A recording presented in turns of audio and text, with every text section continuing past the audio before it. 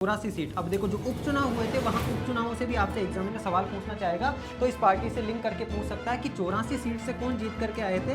अनिल कटारा जी जीत के आए थे। इंपॉर्टेंट फैक्ट है जो मैं आपको बता चुका हूं और आगे और बता देता हूं कि निर्वाचन आयोग के द्वारा, भारत का जो निर्वाचन आयोग है उसके द्वारा राज्य पार्टी का दर्जा इसको दिया गया है। ये पार्टी साथियों राजस्थान के अंदर तीसरी सबसे बड़ी पार्टी है, यानी कि इससे बड़ी दो पार्टियां और है, एक आपकी बीजेपी है भारतीय जनता पार्टी, एक कांग्रेस है। एयर पिस्टल और एयर राइफल में आप कंफ्यूज मत हो जाना, है ना। इनका कौन सा है? एयर राइफल है मोना अग्रवाल का, जबकि अवनी लखेरा और मन्नू भाकर इन दोनों का कौन सा है? इन दोनों का 10 मीटर एयर शूटिंग है। प्रकार से कुल 9 नीतियां लागू की गई है और वो 9 की 9 नीतियां आप लोगों के लिए इंपॉर्टेंट है। ये कहां से बिलोंग करते हैं? तो राजस्थान से बिलोंग करते हैं और राजस्थान में भी कहां से? श्री गंगानगर से बिलोंग करते हैं। इनका साथियों गांव है, उस गांव का नाम भी इंपॉर्टेंट है, वो भी आपको छाप के रखना है। देखो इधर आओ, ये जो मेजर जनरल सुरेश बाबू है, पहली बात तो असम राइफल्स के क्या है ये, और गांव कौन सा है? कुलड़िया वाली ढाणी, चक 21 ml, ये इंपॉर्टेंट है साथियों। चक 21 ml, ये इनके गांव का नाम है साथियों। ये आपसे पूछा जा सकता है, थोड़ा सा यूनिक नाम है, कुलड़िया वाली ढाणी, चक 21। जय हिंद मेरे युवा साथियों, स्वागत है आपका क्वालिटी एजुकेशन के इस बेहतरीन learning and life changing YouTube platform पर। दोस्तों कहते हैं कि संघर्षों के साए में इतिहास हमारा पलता है, जिस ओर जवानी चलती है उस ओर जमाना चलता है। यानी कि अभी आपकी जो ये जवानी की एनर्जी है, इसको आप किस डायरेक्शन में लेकर के जाते हो, आपका इतिहास भी आपके उन्हीं संघर्षों के पद चिन्हों के आधार पर लिख दिया जाएगा।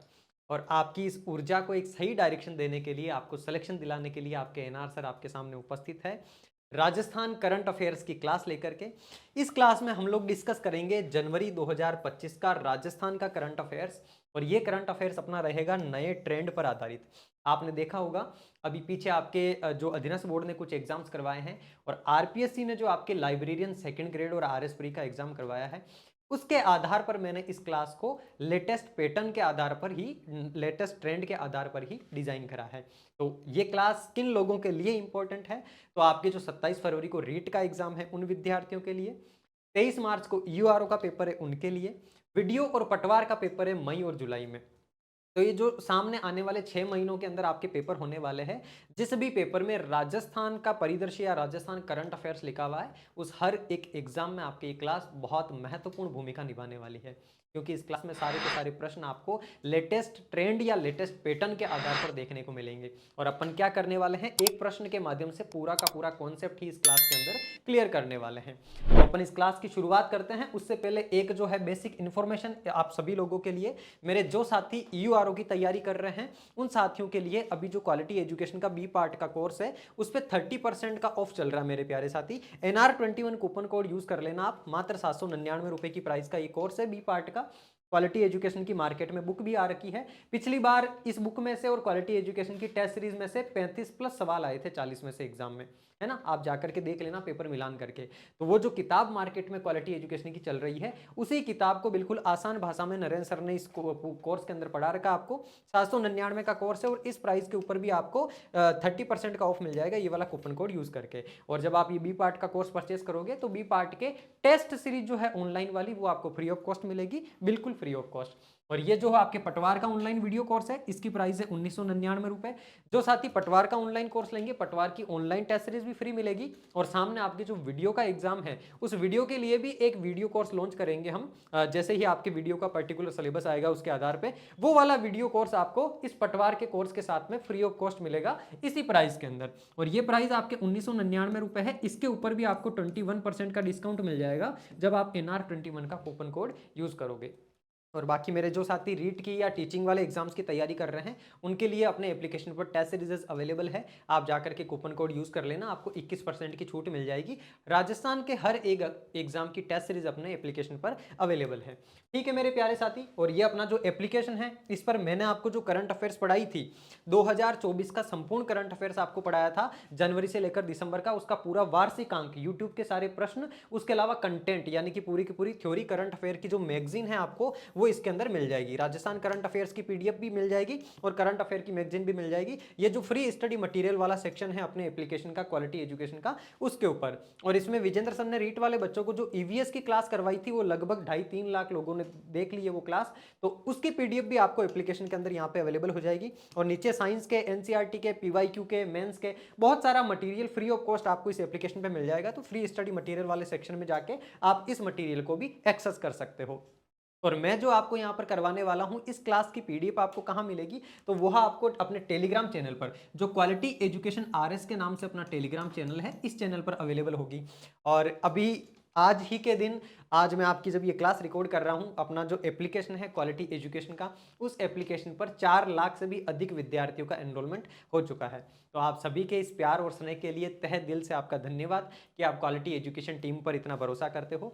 और आपकी इस विश्वास को बनाए रखने के लिए हमारी पूरी टीम बिल्कुल अपनी तरफ से शिद्दत के साथ में मेहनत कर रही है कि आपके इस विश्वास पर कहीं पर भी एक आंच ना आने दें, आपको बेहतरीन से बेहतरीन कंटेंट उपलब्ध करवाते रहें। तो ये जो 4 लाख का आंकड़ा आपने क्रॉस करवाया है एप्लीकेशन पर, उसके लिए आपका तहे दिल से बहुत बहुत धन्यवाद। अब आ जाओ, अपन करते हैं शुरुआत अपने सेशन की। इस सेशन में हम क्या डिस्कस करने वाले हैं, तो राजस्थान का करंट अफेयर्स, वो भी कौन सा, जनवरी 2025 का। जनवरी में राजस्थान से जो जो इंपॉर्टेंट सवाल बन सकते हैं, सारे सवाल आपको इसके अंदर देखने को मिल जाएंगे। आपकी चाहे क्रोनोलॉजी हो, चाहे मूमल हो, चाहे पीआईबी हो, जितनी भी मैगजीन आती है मार्केट में, उन सभी का सार इसके अंदर आपको देखने को मिल जाएगा। तो आ जाओ, ये देखो पहला प्रश्न आपके सामने। हाल ही में निर्वाचन आयोग ने भारत आदिवासी पार्टी, जिसको आप बीएपी के नाम से जानते हो, इसको राज्य पार्टी का दर्जा दिया गया है। और इस पार्टी के वर्तमान में कितने विधायक है। सवाल क्या पूछा है, जो बीएपी पार्टी है चर्चा में क्यों है, पहली बात तो क्योंकि इसको हाल ही में राज्य पार्टी का दर्जा मिला है, स्टेट पार्टी का दर्जा मिला है। अच्छा, कौन देता है स्टेट पार्टी का दर्जा, तो स्टेट पार्टी का दर्जा आपका जो भारत इलेक्शन कमीशन है, इंडियन इलेक्शन कमीशन है, उसके द्वारा नेशनल पार्टी या फिर स्टेट पार्टी का दर्जा पार्टियों को दिया जाता है।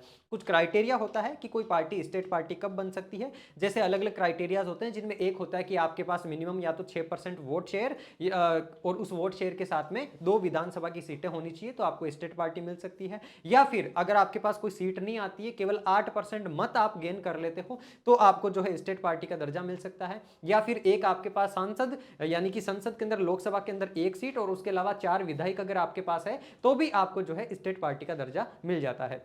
अब आप लोगों के लिए मैं एक चीज यहां पे दे रहा हूं, आपको कमेंट बॉक्स में आकर के मुझे कमेंट करके बताना है कि किसी भी पार्टी को नेशनल पार्टी का दर्जा कब मिलता है, इसके लिए क्या क्या क्राइटेरिया है, उस क्राइटेरिया के बारे में आकर के आपको मुझे कमेंट बॉक्स में बताना है। और जो साथी बिल्कुल ऑथेंटिक जानकारी देगा, उसके कमेंट को मैं पिन करवा दूंगा। और नेक्स्ट मंथ की जो राजस्थान की करंट अफेयर की क्लास आएगी, उसमें उन साथियों का कमेंट भी मैं आप लोगों के सामने लेके आऊंगा, जिन जिन साथियों को अच्छी नॉलेज है। आप एक बार आकर के, नॉलेज नहीं भी है तो सर्च करो गूगल जाके, इससे आपकी नॉलेज गेन होगी।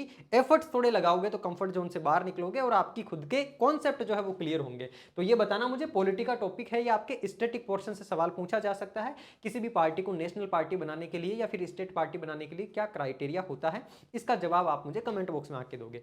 तो यहां पर जो आपकी ये साथियों बीएपी पार्टी है, ये पार्टी पहली बात तो किसने बनाई है, तो ध्यान रखना, राजकुमार रोत नाम के एक साथी सांसद है, अभी है ना, लोकसभा के अंदर सांसद है। उन्होंने इस पार्टी का फॉर्मेशन करा था 10 सितंबर 2023 को। 2023 में ये पार्टी बनती है, और एक लोकसभा के अंदर भी सीट इसके पास आ जाती है, और 4 सीटें इसके पास राजस्थान की विधानसभा के अंदर है। यानी कि राजस्थान में इसके कितने विधायक हैं, तो विधायक हैं साहब इसके 4। इसने जो आपसे सवाल पूछा है, उसका राइट आंसर क्या होगा आपके, ऑप्शन नंबर बी, यानी कि 4 विधायक इसके पास है। इन 4 विधायकों के अलावा इस पार्टी के पास क्या है, एक तो सांसद है, और ये सांसद कौन है, इन सांसद का नाम है साथियों राजकुमार रोत। और ये राजकुमार रोत कौन है, ये राजकुमार रोत वही है जिन्होंने इस बाप पार्टी को, यानी कि बीएपी पार्टी का सृजन किया है, इस पार्टी को बनाया है। कब ये पार्टी चर्चा के अंदर आई है, कब बनी थी, तो ध्यान रखना 10 सितंबर 2023 को इस पार्टी को बनाया गया था। और ये एक तरीके से आदिवासी पार्टी है, इसका मतलब ये जो राजस्थान का दक्षिणी इलाका है, उस इलाके के अंदर ये पार्टी है। अच्छा, एक बात और भी ध्यान रखना कि इस पार्टी में जो है मध्य प्रदेश की विधानसभा में भी इस पार्टी की एक सीट है, यानी कि ये केवल राजस्थान में ही नहीं, मध्य प्रदेश के अंदर भी इसको एक विधानसभा में सीट मिली हुई है। और ये चीजें मैं आपको क्यों बता रहा हूं साथियों, क्योंकि ये बीएपी पार्टी हाल ही में चर्चा में रही है, इसको राज्य पार्टी का दर्जा मिला इसलिए। तो इस पार्टी से रिलेटेड आपसे चीजें पूछी जा सकती है। जैसे इस सवाल में आपसे ये पूछ लिया कि इसमें कितने विधायक है, ये भी पूछा जा सकता है, कितने सांसद सांसद है, ये पूछा जा सकता है कौन सांसद है। और हाल ही में इसमें जो 4 विधायक है, इन 4 में से एक विधायक राजस्थान के जो अभी उपचुनाव हुए थे नवंबर दिसंबर महीने के अंदर, उन उपचुनाव के अंदर राजस्थान की जो 84 सीट है वहां से अनिल कटारा जी जीत करके आए हैं, एक विधायक। तो ये वाली बात भी आप लोगों के लिए इंपॉर्टेंट है। कहां कौन सी सीट? 84 सीट। अब देखो जो उपचुनाव हुए थे वहां उपचुनावों से भी आपसे एग्जामिनर सवाल पूछना चाहेगा, तो इस पार्टी से लिंक करके पूछ सकता है कि 84 सीट से कौन जीत करके आए थे? अनिल कटारा जी जीत के आए थे। और ये अनिल कटारा कौन सी पार्टी से संबंधित है? ये BAP यानी कि भारत आदिवासी पार्टी से संबंधित है। ये बात भी आपको ध्यान रखनी है। और लोकसभा में भारत आदिवासी पार्टी की कितनी सीटें हैं? तो 1 सीट है। अब इसके बारे में कुछ इंपॉर्टेंट फैक्ट है जो मैं आपको बता चुका हूं, और आगे और बता देता हूं कि निर्वाचन आयोग के द्वारा, भारत का जो निर्वाचन आयोग है उसके द्वारा राज्य पार्टी का दर्जा इसको दिया गया है। 10 सितंबर 2023 को राजकुमार रोत के द्वारा इस पार्टी को बनाया गया था। और ये पार्टी साथियों राजस्थान के अंदर तीसरी सबसे बड़ी पार्टी है, यानी कि इससे बड़ी 2 पार्टियां और है, एक आपकी BJP है भारतीय जनता पार्टी, एक कांग्रेस है। इन दोनों पार्टियों के बाद में तीसरी सबसे बड़ी पार्टी कौन सी बन गई है? आपकी BAP बन गई है, जिसका 1 सांसद और 4 विधायक है। अच्छा, ये जो राजकुमार रोत है जिन्होंने इस पार्टी को बनाया है, ये कौन सी सीट से लोकसभा के सांसद है? तो ध्यान रखना, बांसवाड़ा डूंगरपुर की जो लोकसभा सीट है साथियों राजस्थान में, उस सीट से क्या है? राजकुमार रोत सांसद है। और इसके पास विधायक कौन कौन है? तो ये 84 सीट में आपको बता ही चुका हूं। उपचुनाव में अनिल कटारा जी आए थे। एक जो आसपुर सीट है उससे आपके उमेश डामोर जी है, और धारियावाद सीट से आपके थावरचंद डामोर जी है, और बागीदोरा की सीट से आपके जय कृष्ण पटेल साहब जी जो है वो विधायक है। यानी कि टोटल 4 विधायक राजस्थान में है। ये भी ध्यान रख लेना, एक विधायक मध्य प्रदेश के अंदर भी है। इस पार्टी का होता है ना, जैसे कांग्रेस पार्टी हर स्टेट के अंदर है और आपकी BJP पार्टी वो भी हर स्टेट के अंदर है, तो वहां पर ये राजस्थान का जो दक्षिणी इलाका है ना, जैसे देखो ये आपके राजस्थान के इस तरफ का जो दक्षिणी इलाका है, इस दक्षिणी इलाके के अंदर ये पार्टी ज्यादातर एक्टिव है। ये जो सीट देखोगे आप, ये भी बांसवाड़ा डूंगरपुर की लोकसभा सीट से राजकुमार रोत जी जीते हैं, और ये 84 आसपुर धारियावाद और ये आपके बागीदोरा सारी की सारी दक्षिणी राजस्थान की विधानसभा की सीटें हैं। इस वाले एरिया के अंदर, यहाँ से MP की बॉर्डर को टच करते हुए इस वाले एरिया में ये पार्टी ज्यादा एक्टिव है। चलो आगे बढ़ते हैं। नेक्स्ट प्रश्न आपके सामने प्यारे साथियों, और ये सवाल देखो मोस्ट इंपॉर्टेंट है, क्योंकि ये पुरस्कार से संबंधित है। अभी हाल ही में जो आपके लाइब्रेरियन का पेपर हुआ है, उस पेपर में भी पुरस्कारों से भर भर के सवाल पूछे हैं।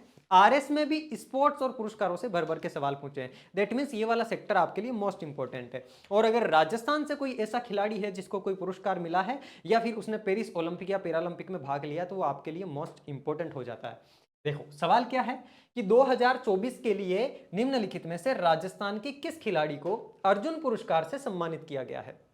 पहली बात तो ये बात कर रहा है वर्ष 2024 के। ये जो 2024 के पुरस्कार है साथियों, ये दिए कब गए हैं? तो ये जनवरी 2025 में, कौन सी जनवरी? 25 जनवरी 2025 को ये पुरस्कार दिए गए हैं राष्ट्रपति द्रौपदी मुर्मू जी के द्वारा। कौन से पुरस्कार? अर्जुन पुरस्कार। अर्जुन पुरस्कार आपको पता हो तो खेल जगत के अंदर एक बहुत महत्वपूर्ण पुरस्कार माना जाता है।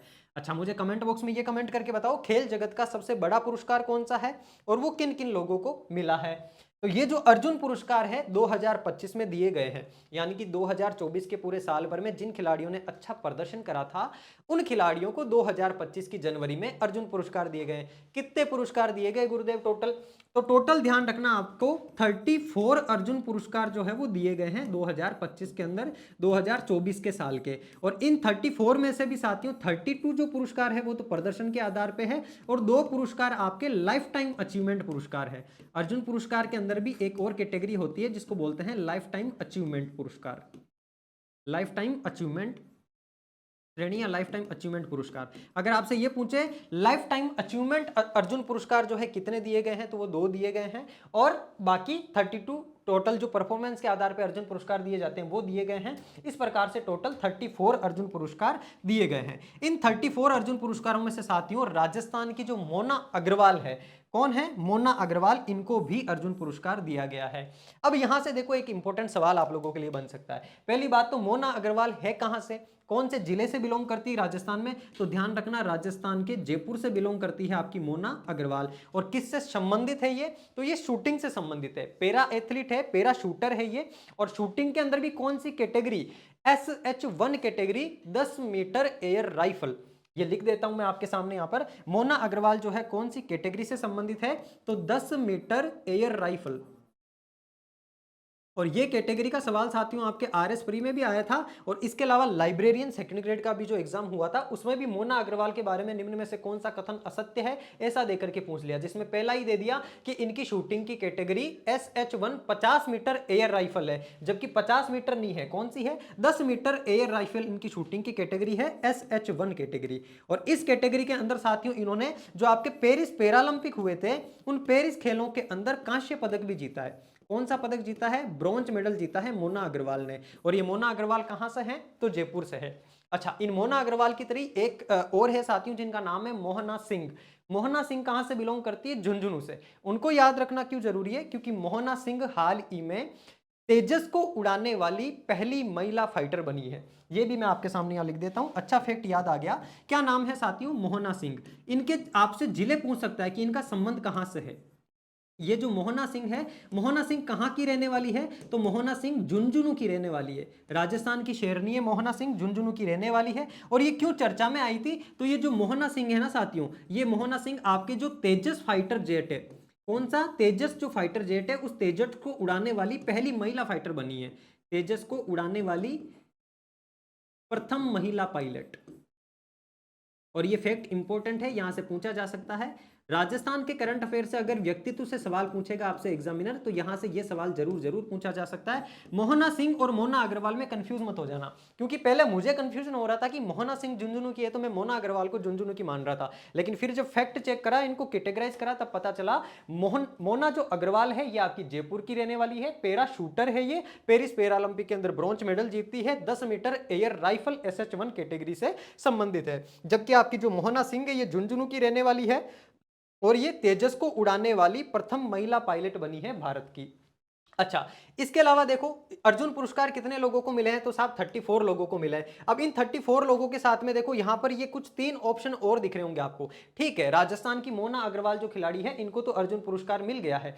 इनके अलावा ये जो 3 नाम है, ये 3 नाम और क्यों आए हैं, तो ये जो मनीषा चाहर है साथियों, इनका संबंध कहां से, ये भी खिलाड़ी है। इनका संबंध कहां से, तो मनीषा चाहर का संबंध है साथियों आपके भरतपुर से। ये भरतपुर के अंदर हेड कांस्टेबल है। और पुलिस के अंदर साथियों जो पुलिस गेम्स होते हैं, उन पुलिस की तरफ से गेम्स में पार्टिसिपेट करने करके 4 मेडल जीतने वाली एकमात्र महिला हेड कांस्टेबल है ये मनीषा चाहर। इसके अलावा जो हर्ष चौधरी है, ये हर्ष चौधरी हाल ही में आपकी 8वें नंबर की नेशनल बॉक्सिंग चैंपियनशिप हुई थी, उस बॉक्सिंग चैंपियनशिप के अंदर भी मेडल जीत के लाए हैं। और ये जो मनीषा चाहर है ना साथियों, इसको राजस्थान बॉक्सिंग जो कुश्ती है उसका कोच नियुक्त किया गया है। राजस्थान के अंदर जो बॉक्सिंग होती है उस बॉक्सिंग का कोच किसको नियुक्त किया गया, मनीषा चाहर को नियुक्त किया गया है। तो ये भी आपके लिए इंपॉर्टेंट है। और ये सुशीला मीणा, इनको भी आप जानते हो, ये कहां से है, अच्छा हर्ष चौधरी कहां से है, तो हर्ष चौधरी आपके जयपुर से है। और सुशीला मीणा कहां से है, ये आपकी प्रतापगढ़ से है। ये साथियों आपके जो ये बॉलर है जहीर खान, उन जहीर खान की तरह परफॉर्मेंस करने वाली, उनकी ट्रिक को फॉलो करने वाली खिलाड़ी है, जिसको हाल ही में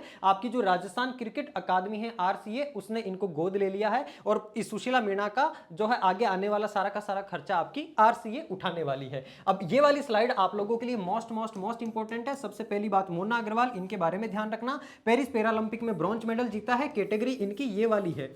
और इनके अलावा मोना अग्रवाल को मन्नू भाकर का भी नाम ध्यान रखना है, उनकी भी कैटेगरी कौन सी है, 10 मीटर एयर पिस्टल है।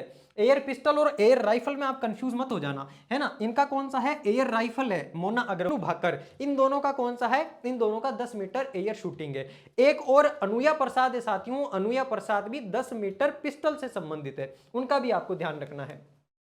देखो ये इस सवाल के बारे में कुछ इंपॉर्टेंट फैक्ट है। ये सारे के सारे फैक्ट वैसे मैंने आपको बता दिए, फिर भी एक बार पढ़ लो। मोना अग्रवाल कहां की रहने वाली है, जयपुर की रहने वाली है, पैरा शूटर है। हल्का फुल्का पढ़ देता हूं। 17 जनवरी 2025 को राष्ट्रपति द्वारा अर्जुन पुरस्कार से इनको सम्मानित किया गया। कब, 17 जनवरी को पेरिस पैरालंपिक में 10 metre air rifle SH1 event में 228.7 स्कोर के साथ में इन्होंने कौन सा मेडल जीता है, ब्रॉन्ज मेडल जीता है, यानी कि कांस्य पदक जीता है। और मनीषा चाहर कौन है साथियों, इनको राजस्थान जो बॉक्सिंग टीम है उसका मुख्य कोच नियुक्त किया गया है। मनीषा चाहर कहां से है, तो भरतपुर की हेड कांस्टेबल है मनीषा चाहर, ध्यान रखना। 4 बार ये साथियों गोल्ड मेडल जीत चुकी है। ऑल इंडिया पुलिस गेम्स की गोल्ड मेडलिस्ट है ये, और कितनी बार ये गोल्ड मेडल जीत चुकी है? 4 बार गोल्ड मेडल जीत चुकी है। भरतपुर पुलिस की सहायक उपनिरीक्षक भी है ये। सहायक उपनिरीक्षक का मतलब साथियों ये एएसआई है, असिस्टेंट सब इंस्पेक्टर है। हेड कांस्टेबल थी, इनको साथियों और प्रमोट करके सहायक उपनिरीक्षक बना दिया है। हर्ष चौधरी कौन है? तो हर्ष चौधरी जयपुर के रहने वाले हैं, प्रशिक्षु उपकारापाल है। ये हाल ही में 8वीं जो नेशनल बॉक्सिंग चैंपियनशिप हुई थी उसमें इन्होंने कांस्य पदक जीता है। ये जो हर्ष चौधरी आए ना, अब देखो इस सवाल में ये 4 ऑप्शन आपके सामने इसी प्रकार से लिए जो चारों के चारों खिलाड़ी राजस्थान के हैं, इसलिए इन चारों खिलाड़ियों के बारे में आपको एक एक फैक्ट ध्यान होना जरूरी है। अब आप क्या करते, पढ़ते तो इधर उधर ढूंढते फिरते, मैंने क्या करा, सारा कंटेंट एक जगह कंपाइल कर दिया कि राजस्थान के कौन कौन से खिलाड़ी आपके लिए इंपॉर्टेंट है। मनीषा चाहर के बारे में पूछा जा सकता है, इंपॉर्टेंट है, इसको भी आप स्टार लगा के रख लेना। हर्ष चौधरी और मनीषा चाहर दोनों का संबंध बॉक्सिंग से है। मनीषा चाहर को राजस्थान बॉक्सिंग टीम का मुख्य कोच नियुक्त किया गया है, जबकि हर्ष चौधरी जो है साथियों ये कौन है? ये ट्रेनी उप कारापाल है, और इन्होंने साथियों 8th नंबर की जो आपकी नेशनल बॉक्सिंग चैंपियनशिप हुई थी, कहां पे हुई थी? वो हुई थी साथियों आपके उत्तर प्रदेश के बरेली के अंदर। उस बॉक्सिंग चैंपियनशिप में हर्ष चौधरी ने कौन सा मेडल जीता है? ब्रॉन्ज मेडल जीता है। और इनका संबंध कहां से है? तो ये जयपुर के रहने वाले हैं।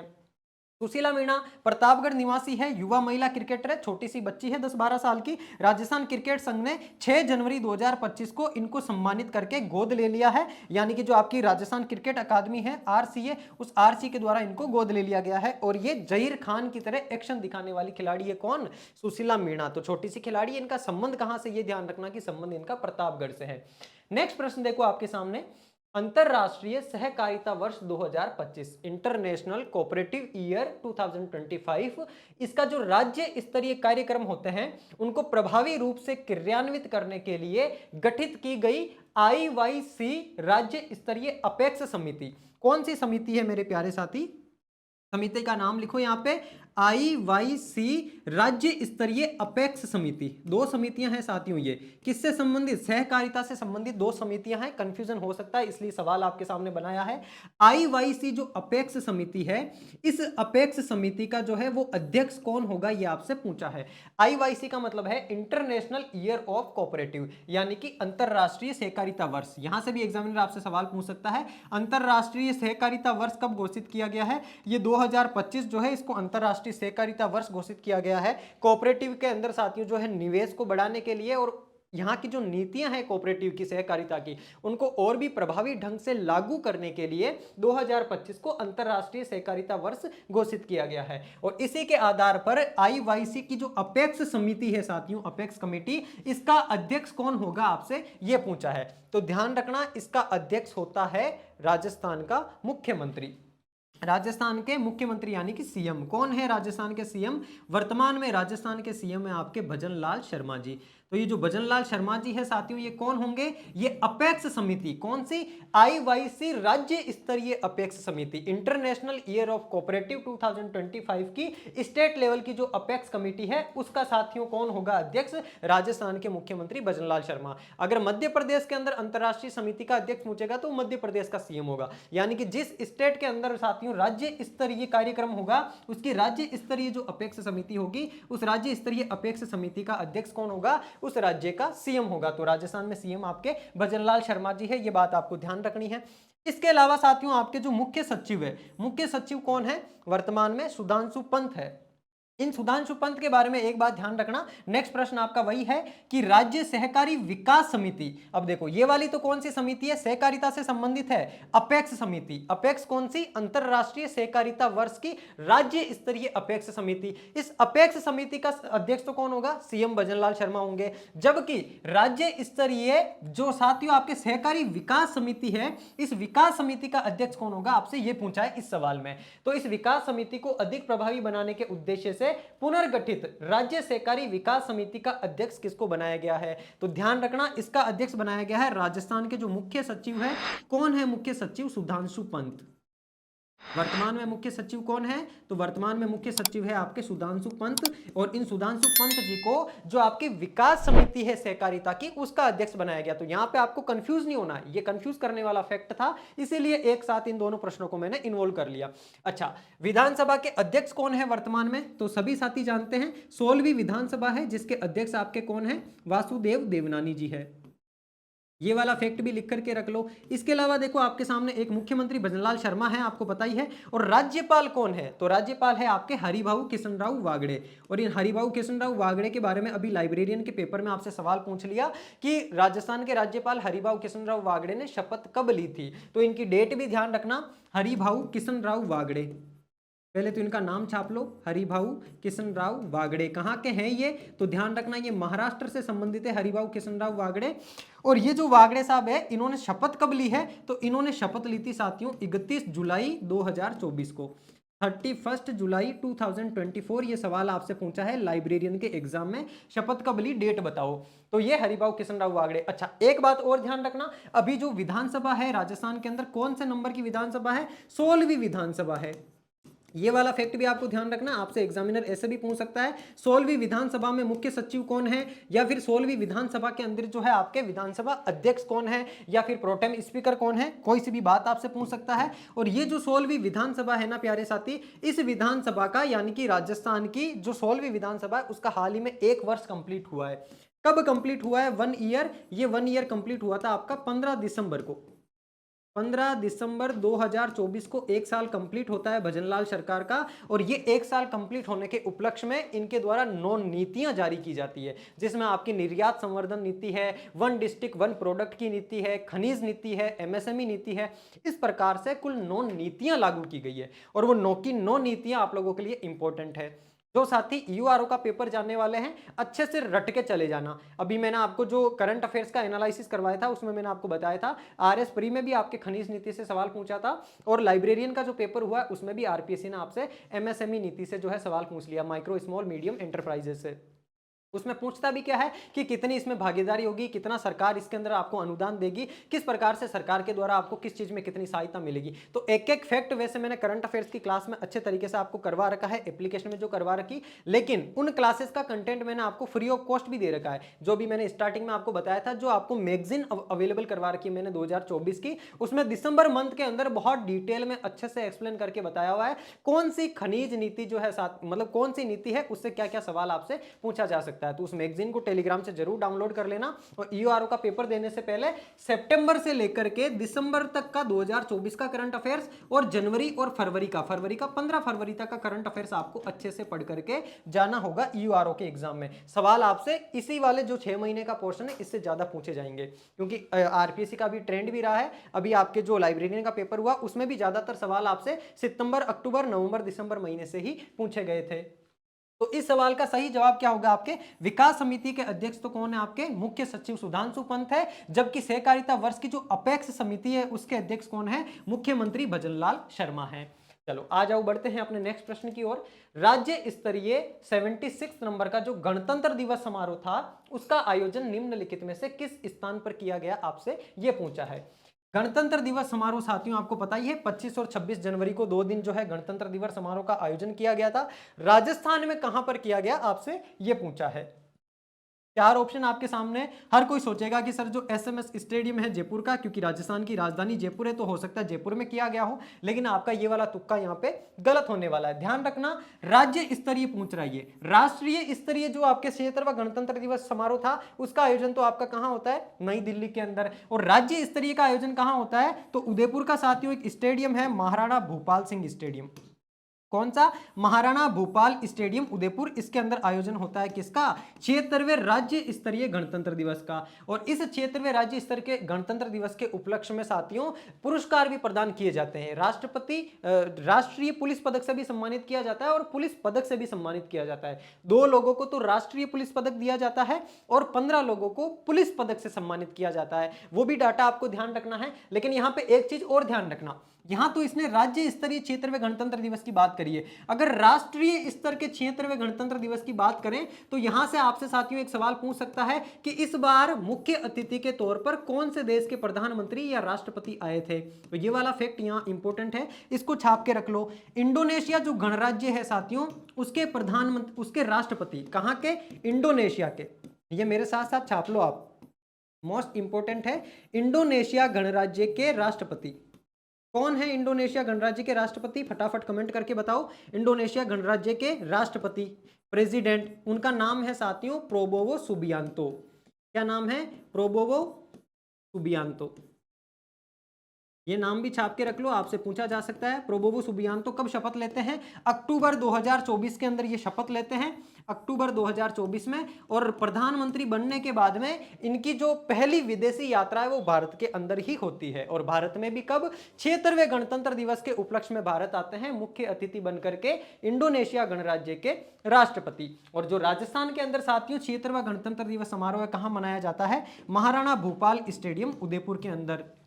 इसके बारे में कुछ इंपॉर्टेंट फैक्ट है जहां से एग्जाम में सवाल बन सकता है। अब देखो, मैंने सवाल आपके सामने ऐसा लिया है जो एक सवाल वो पूरा का पूरा कॉन्सेप्ट आपका क्लियर कर देगा। अब ये गणतंत्र दिवस समारोह वाला जो है, इससे संबंधित जो जो सवाल बन सकते हैं, पहली बात तो देखो 76वां गणतंत्र दिवस समारोह है, आयोजन हुआ कब था? 25-26 जनवरी को इसका आयोजन हुआ था। कहां पर? महाराणा भूपाल स्टेडियम उदयपुर के अंदर। अब देखो, आपसे यहां से एक कथन वाला सवाल भी पूछा जा सकता है कि निम्न में से असत्य कथन कौन सा है, या निम्न में से सुमेलित करो। तो ध्यान रखना, महाराणा भूपाल स्टेडियम कहां पर है? उदयपुर के अंदर है। और राष्ट्रपति पुलिस पदक से सम्मानित व्यक्तित्व कौन कौन है? तो दो व्यक्ति साथियों, एक का नाम है सचिन मित्तल, दूसरा है एस सेंगाथिर। दूसरे का नाम क्या है? एस सेंगाथिर। इन दोनों व्यक्तियों को राष्ट्रपति पुलिस पदक से सम्मानित किया गया है। ध्यान रखना, कौन से पदक से? राष्ट्रपति पुलिस पदक से सम्मानित किया गया है। कौन है ये? अतिरिक्त पुलिस महानिदेशक एडीजी है साथियों। ये आपके, ये तो भर्ती एवं पदोन्नति बोर्ड से संबंधित है, और एस सेंगाथिर आपके इंटेलिजेंस से संबंधित है। इसके अलावा 25 जनवरी को, क्योंकि इसका आयोजन 2 दिन हुआ था, 25 और 26 जनवरी को। 26 जनवरी को होता है आपके महाराणा भूपाल सिंह स्टेडियम के अंदर, और 25 जनवरी के दिन राजस्थान के राज्यपाल के द्वारा जो सहेलियों की बाड़ी है उदयपुर के अंदर, इस सहेलियों की बाड़ी के अंदर साथियों 15 पुलिस अधिकारियों को पुलिस पदक से सम्मानित किया जाता है। ये इंपॉर्टेंट फैक्ट है। पुलिस पदक कितने अधिकारियों को दिया जाता है? तो 15 अधिकारियों को पुलिस पदक दिया जाता है। और राष्ट्रपति पुलिस पदक कितने अधिकारियों को दिया जाता है? ये 2 अधिकारियों को दिया जाता है। ये 2 ही है, इसलिए इंपॉर्टेंट है। एक सचिन मित्तल, दूसरे एस सेंगाथिर, दोनों का नाम ध्यान रखना है। और 25 जनवरी को सहेलियों की बाड़ी के अंदर दिए जाते हैं ये 15 पुलिस अधिकारियों को पुलिस पदक। कौन से? केवल और केवल पुलिस पदक। बाकी राष्ट्रपति पुलिस पदक 2 व्यक्तियों को दिए गए हैं। नेक्स्ट प्रश्न देखो, हाल ही में चर्चा में रहे मेजर जनरल सुरेश भांबू मूलतः राज्य के किस जिले के निवासी है? पहली बात तो मेरे प्यारे साथी, ये जो मेजर जनरल सुरेश भांबू ये चर्चा में क्यों आए हैं? तो इन मेजर जनरल सुरेश भांबू को हाल ही में गणतंत्र दिवस के उपलक्ष्य में युद्ध सेवा मेडल से सम्मानित किया गया है। कौन से मेडल से? जनरल सुरेश भांबू को युद्ध सेवा मेडल से सम्मानित किया गया है। आपसे एग्जामिनर यहां से सीधा सीधा पूछेगा, युद्ध सेवा मेडल किसको प्रदान किया गया है? मेजर जनरल सुरेश भांबू जो है, इनको युद्ध सेवा मेडल दिया गया है। ये कहां से बिलोंग करते हैं? तो राजस्थान से बिलोंग करते हैं। और राजस्थान में भी कहां से? श्री गंगानगर से बिलोंग करते हैं। इनका साथियों गांव है, उस गांव का नाम भी इंपॉर्टेंट है, वो भी आपको छाप के रखना है। देखो इधर आओ, ये जो मेजर जनरल सुरेश भांबू है, पहली बात तो असम राइफल्स के क्या है? ये महानिरीक्षक है असम राइफल्स के। और इनको 25 जनवरी 2025 को राष्ट्रपति के द्वारा युद्ध सेवा मेडल से सम्मानित किया गया है। कौन से मेडल से? युद्ध सेवा मेडल से। किसको? मेजर जनरल सुरेश भांबू को। और ये सुरेश भांबू कहां के रहने वाले हैं? तो ये आपके साथियों कहां के रहने वाले, इसमें लिखा हुआ है, ये रहा, गंगानगर के रहने वाले हैं। और गांव कौन सा है? कुलड़िया वाली ढाणी, चक 21 ml। ये इंपॉर्टेंट है साथियों, चक 21 ml, ये इनके गांव का नाम है साथियों। ये आपसे पूछा जा सकता है, थोड़ा सा यूनिक नाम है, कुलड़िया वाली ढाणी, चक 21। एग्जामिनर आपसे सवाल पूछेगा, ट्रेंड अभी ऐसा ही है, निम्न में से असत्य कथन की पहचान करो। उसमें से पहला कथन दे देगा, युद्ध सेवा medal major general Suresh Bhambu को प्रदान किया गया।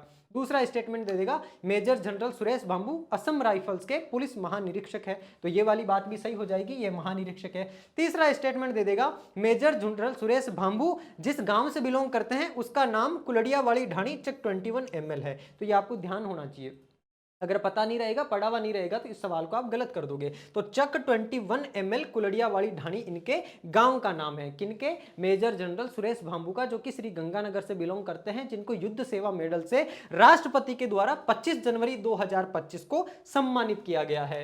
नेक्स्ट प्रश्न आपके सामने, पत्रकारिता क्षेत्र से संबंधित मानक अलंकरण पुरस्कार वर्ष 2024 हेतु निम्नलिखित में से किसको दिया गया?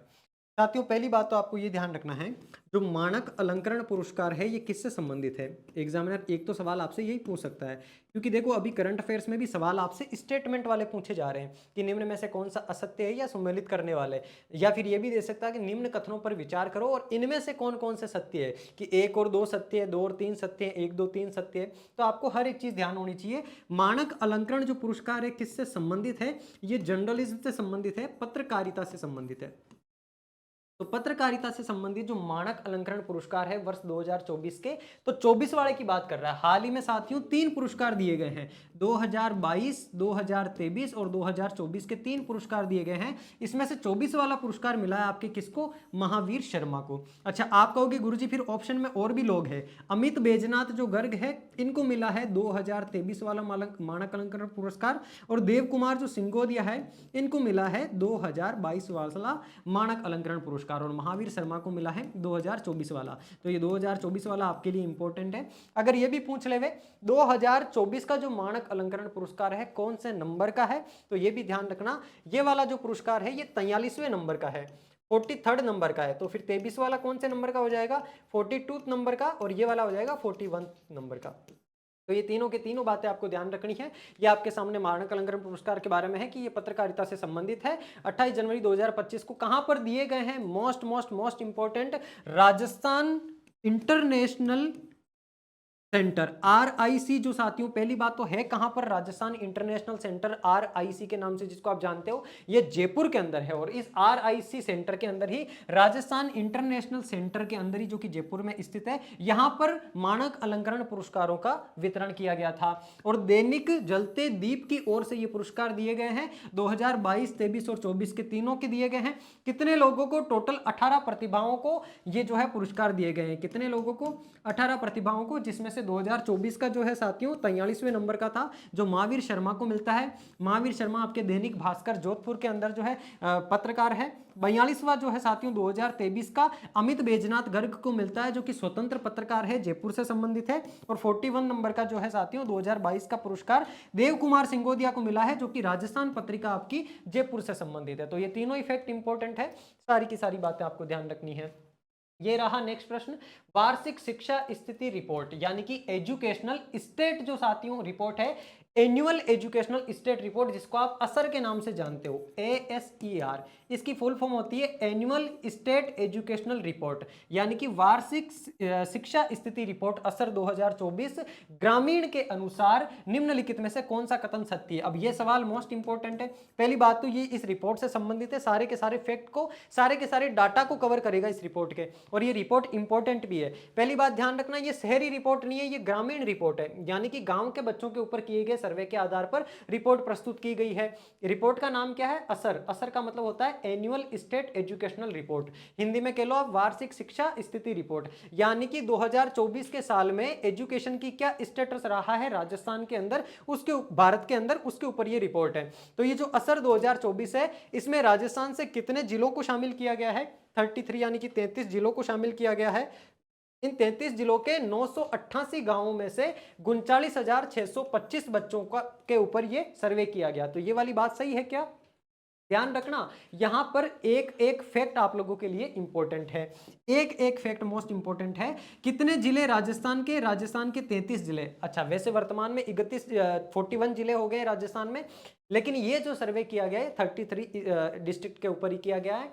और इन 33 जिलों में से कितने गांव, तो 988 गांवों को इसमें शामिल किया गया है। इन 988 गांवों के 39,625 39,625 बच्चों के ऊपर ये सर्वे किया गया। बिल्कुल ये वाली बात 100% सही है।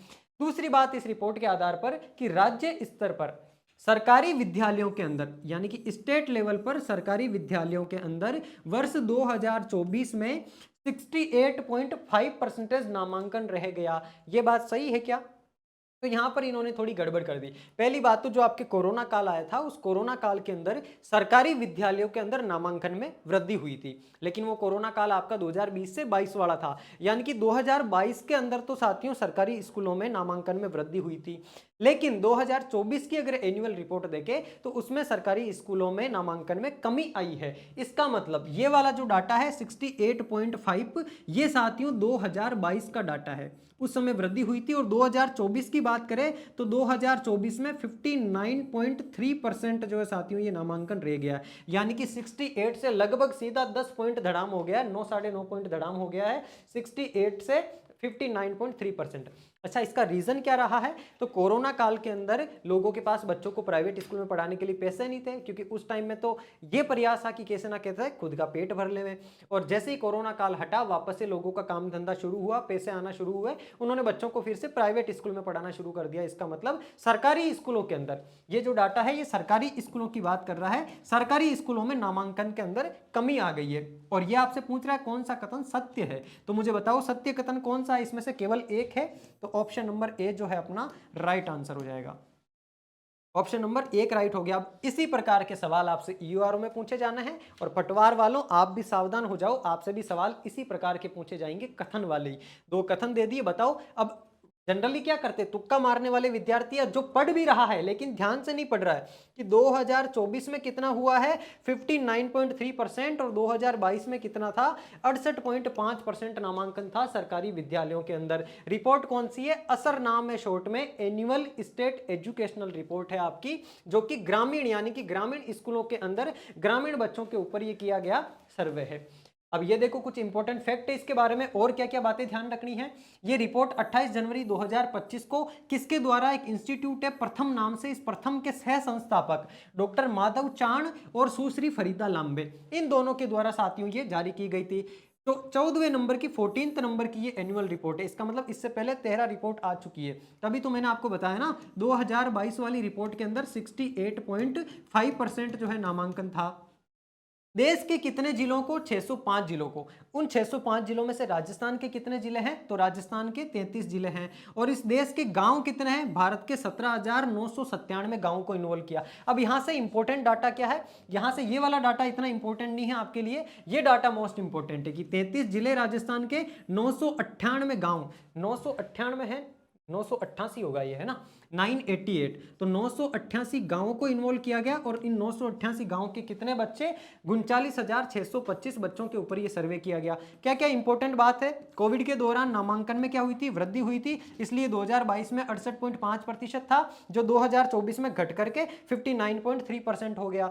एक बात और इंपॉर्टेंट यहां पर ध्यान रखना, जिन बच्चों की उम्र 14 से 16 के बीच में है, यानी कि 14 साल से 16 साल के बीच के उम्र के जो बच्चे हैं, उन बच्चों में से ज्यादातर बच्चों के पास 78.9% बच्चों के पास में स्मार्टफोन है, यानी कि ये बच्चे स्मार्टफोन का यूज करते हैं। और आपको पता ही है वर्तमान में इस स्मार्टफोन का और स्मार्टफोन के गलत यूज के बढ़ते हुए जो है भारत का युवा गहरे गर्त के अंदर जाता जा रहा है, अपनी पोटेंशियल को भूल करके, अपनी आध्यात्मिकता को भूल करके, अपना वक्त, अपनी एनर्जी, हर एक चीज को बर्बाद किए जा रहा है। और 14 से 16 साल की उम्र में 78.09% बच्चों के पास में क्या है? स्मार्टफोन है। अब स्मार्टफोन में से कुछ लोग इसका पॉजिटिव यूज भी करते हैं, आप जैसे विद्यार्थी जो यूट्यूब पर क्लासेस देख करके या अच्छा अच्छा कंटेंट कंज्यूम करके अपने नॉलेज को बढ़ाते हैं, अपनी पर्सनैलिटी को इंप्रूव करते हैं, अपने स्किल्स को इंप्रूव करते हैं। लेकिन हर एक बच्चा ऐसा नहीं करता।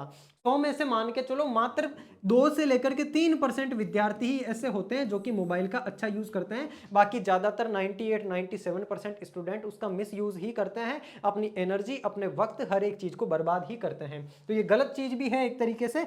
तो ये 14 से 16 साल के बच्चे, अब यहां से आपसे पूछा जा सकता है कि कितने प्रतिशत, तो 78.09%। और इसमें से भी साथियों अगर पूछा जाए लड़कियों का प्रतिशत ज्यादा है या लड़कों का ज्यादा है स्मार्टफोन यूज करने में, तो लड़कों का ज्यादा है। लड़के अगर मान लो 100% टोटल है, मान लो कि 100% अगर टोटल विद्यार्थी है, उन विद्यार्थियों में से 82.2% जो है ये लड़कों के पास स्मार्टफोन। अगर लड़कियों का परसेंटेज देखा जाए तो लड़कियों के अंदर, लड़कियों में 76.1% लड़कियों के पास, यानी कि मान लो कुल 100 गर्ल्स है, उन 100 गर्ल्स में से 76 गर्ल्स के पास में स्मार्टफोन है, जबकि 100 में से 82 बॉयज के पास में स्मार्टफोन है, यानी कि लड़कों को घर वाले ज्यादा स्मार्टफोन दिलवाते हैं। अब 14 से 18 साल के बच्चे ये कहां से तो कमाएंगे और कहां से लाएंगे? घर वाले ही दिलाते हैं। तो घर वालों को भी इस बात का ध्यान रखने की विशेष आवश्यकता है कि छोटे बच्चों के हाथ में मोबाइल तभी देवे जब वो कोई अच्छा डाटा या अच्छा कंटेंट कंज्यूम कर रहे हो, अदरवाइज उनके हाथ में मोबाइल नहीं देना चाहिए। नेक्स्ट प्रश्न आपके सामने, पद्म श्री पुरस्कार 2025 से सम्मानित किए जाने वाले बैजनाथ जी महाराज का संबंध निम्नलिखित में से किस जिले से है? और ये सवाल आपके 100% एग्जाम में छपने लायक है। हाल ही में 2025 के अंदर जनवरी 2025 में पद्म पुरस्कारों की घोषणा की गई है। कौन देता है पद्म पुरस्कार? भारत सरकार के गृह मंत्रालय के द्वारा पद्म पुरस्कार प्रदान किए जाते हैं, घोषणा की जाती है। कुल कितने पद्म पुरस्कार दिए गए? तो इस बार टोटल 139 पद्म पुरस्कार दिए गए साथियों, जिनमें से देखो 3 पुरस्कार दिए जाते हैं। एक होता है आपके पद्म भूषण, एक होता है पद्म विभूषण और एक होता है पद्म श्री। पद्म भूषण, पद्म विभूषण और पद्म श्री। तो देखो ध्यान रखो, पद्म भूषण कितने दिए गए? 7 लोगों को पद्म भूषण दिए गए हैं, टोटल 19 लोगों को पद्म विभूषण दिए गए हैं और 113 लोगों को कौन से दिए गए हैं? पद्म श्री। इनको जोड़ो एक बार, सही है क्या? ये 139, 113 और 7 हो गए 120 और ये आपके 19 हो गए, तो 130, 139, बिल्कुल टोटल 139 पुरस्कार मिले हैं। और इन 139 पुरस्कारों में से राजस्थान के हस्ते में ना तो कोई पद्म भूषण आया है, ना ही कोई पद्म विभूषण आया है। राजस्थान के साथियों 3 हस्तियों को पद्मश्री पुरस्कार दिया गया है। कौन सा? ये जो टोटल 113 पुरस्कार दिए गए हैं पद्मश्री, इनमें से 3 पुरस्कार राजस्थान की हस्तियों के झोले में आए हैं। और वो 3 हस्तियां कौन कौन है? 3 हस्तियों में एक नाम आपको ध्यान रखना है, सीन काफ निजाम। सीन काफ निजाम को मिला है एक पुरस्कार, एक मिला है बेगम बतूल को और एक मिला है आपके बैजनाथ जी महाराज को। अब यहां से सवाल क्या बन सकता है? एक तो ये बन सकता है कि राजस्थान की कितनी हस्तियों को पद्म पुरस्कार दिए गए हैं, तो टोटल 3 हस्तियों को दिए गए। अच्छा, ये पूछ सकता है कि इनका संबंध कौन से जिले से है, इनके जिले के बारे में पूछ सकता है और कौन से क्षेत्र से ये लोग संबंधित है, मतलब कि इनको पद्म पुरस्कार क्यों दिया। आपको पता है पद्म पुरस्कार जनरली विज्ञान, खेल या फिर साहित्य, समाज सेवा ऐसे क्षेत्रों के अंदर दिया जाता है, तो इनको किस क्षेत्र के अंदर मिला है? तो इधर आ जाओ, 3 लोगों को मिला है। एक आपके शीन काफ निजाम है, एक का नाम है शीन काफ निजाम, दूसरी थी आपकी बतूल बेगम और तीसरे है आपके बैजनाथ जी महाराज। ठीक है, तो ये जो 3 लोग हैं, इन तीनों लोगों में से देखो शीन काफ निजाम का संबंध कहां से है? जोधपुर से है। बतूल बेगम का संबंध कहां से है? जयपुर से है। और बैजनाथ जी महाराज का संबंध कहां से है? यही इस सवाल में आपसे पूछा है। बैजनाथ जी महाराज का संबंध है आपके लक्ष्मणगढ़ सीकर से। और ये जो बैजनाथ जी महाराज है, इनको पुरस्कार क्यों मिला है? तो बैजनाथ जी महाराज जो है साथियों आपके स्पिरिचुअलिटी से संबंधित है, आध्यात्मिकता से संबंधित है। बतूल बेगम जो आपकी कला से संबंधित है, ये मांड गायिका है, इनको भी पुरस्कार मिला है। और शीन काफ निजाम जो है आपके शिक्षा और साहित्य के क्षेत्र से संबंधित है। तो आपको स्टेटमेंट वाले सवाल देवे कि निम्न में से सत्य कथन की पहचान करो या निम्न कथनों पर विचार करो। पहला कथन, 2025 के अंदर कुल 139 पद्म पुरस्कारों की घोषणा की गई, सही बात है। कुल पद्मश्री पुरस्कार 113 प्रदान किए गए, सही बात है। राजस्थान की 3 हस्तियों को पद्म पुरस्कार मिले हैं, सही बात है। फिर आगे आपसे इनके बारे में भी पूछ सकता है कि बतूल बेगम का संबंध जोधपुर से है, तो गलत हो जाएगा, ध्यान रखना। बतूल बेगम का संबंध कहां से है? जयपुर से है। इसके बारे में देखो, ये तीनों हैं, ये आपके शीन काफ निजाम है जिन जिनको पुरस्कार मिला है। ये कौन है? शीन काफ निजाम है। कहां से संबंधित है शीन काफ निजाम? शीन काफ निजाम आपके जोधपुर से संबंधित है। दूसरी ये आपकी बतूल बेगम है साथियों। कौन है? बतूल बेगम। बतूल बेगम का संबंध राजस्थान में कहां से है? बतूल बेगम राजस्थान में जयपुर से संबंधित है। तीसरे आपके बैजनाथ जी महाराज है। कौन से महाराज है ये? बैजनाथ जी महाराज। और बैजनाथ जी महाराज का संबंध कहां से है? तो इनका संबंध है आपके सीकर से।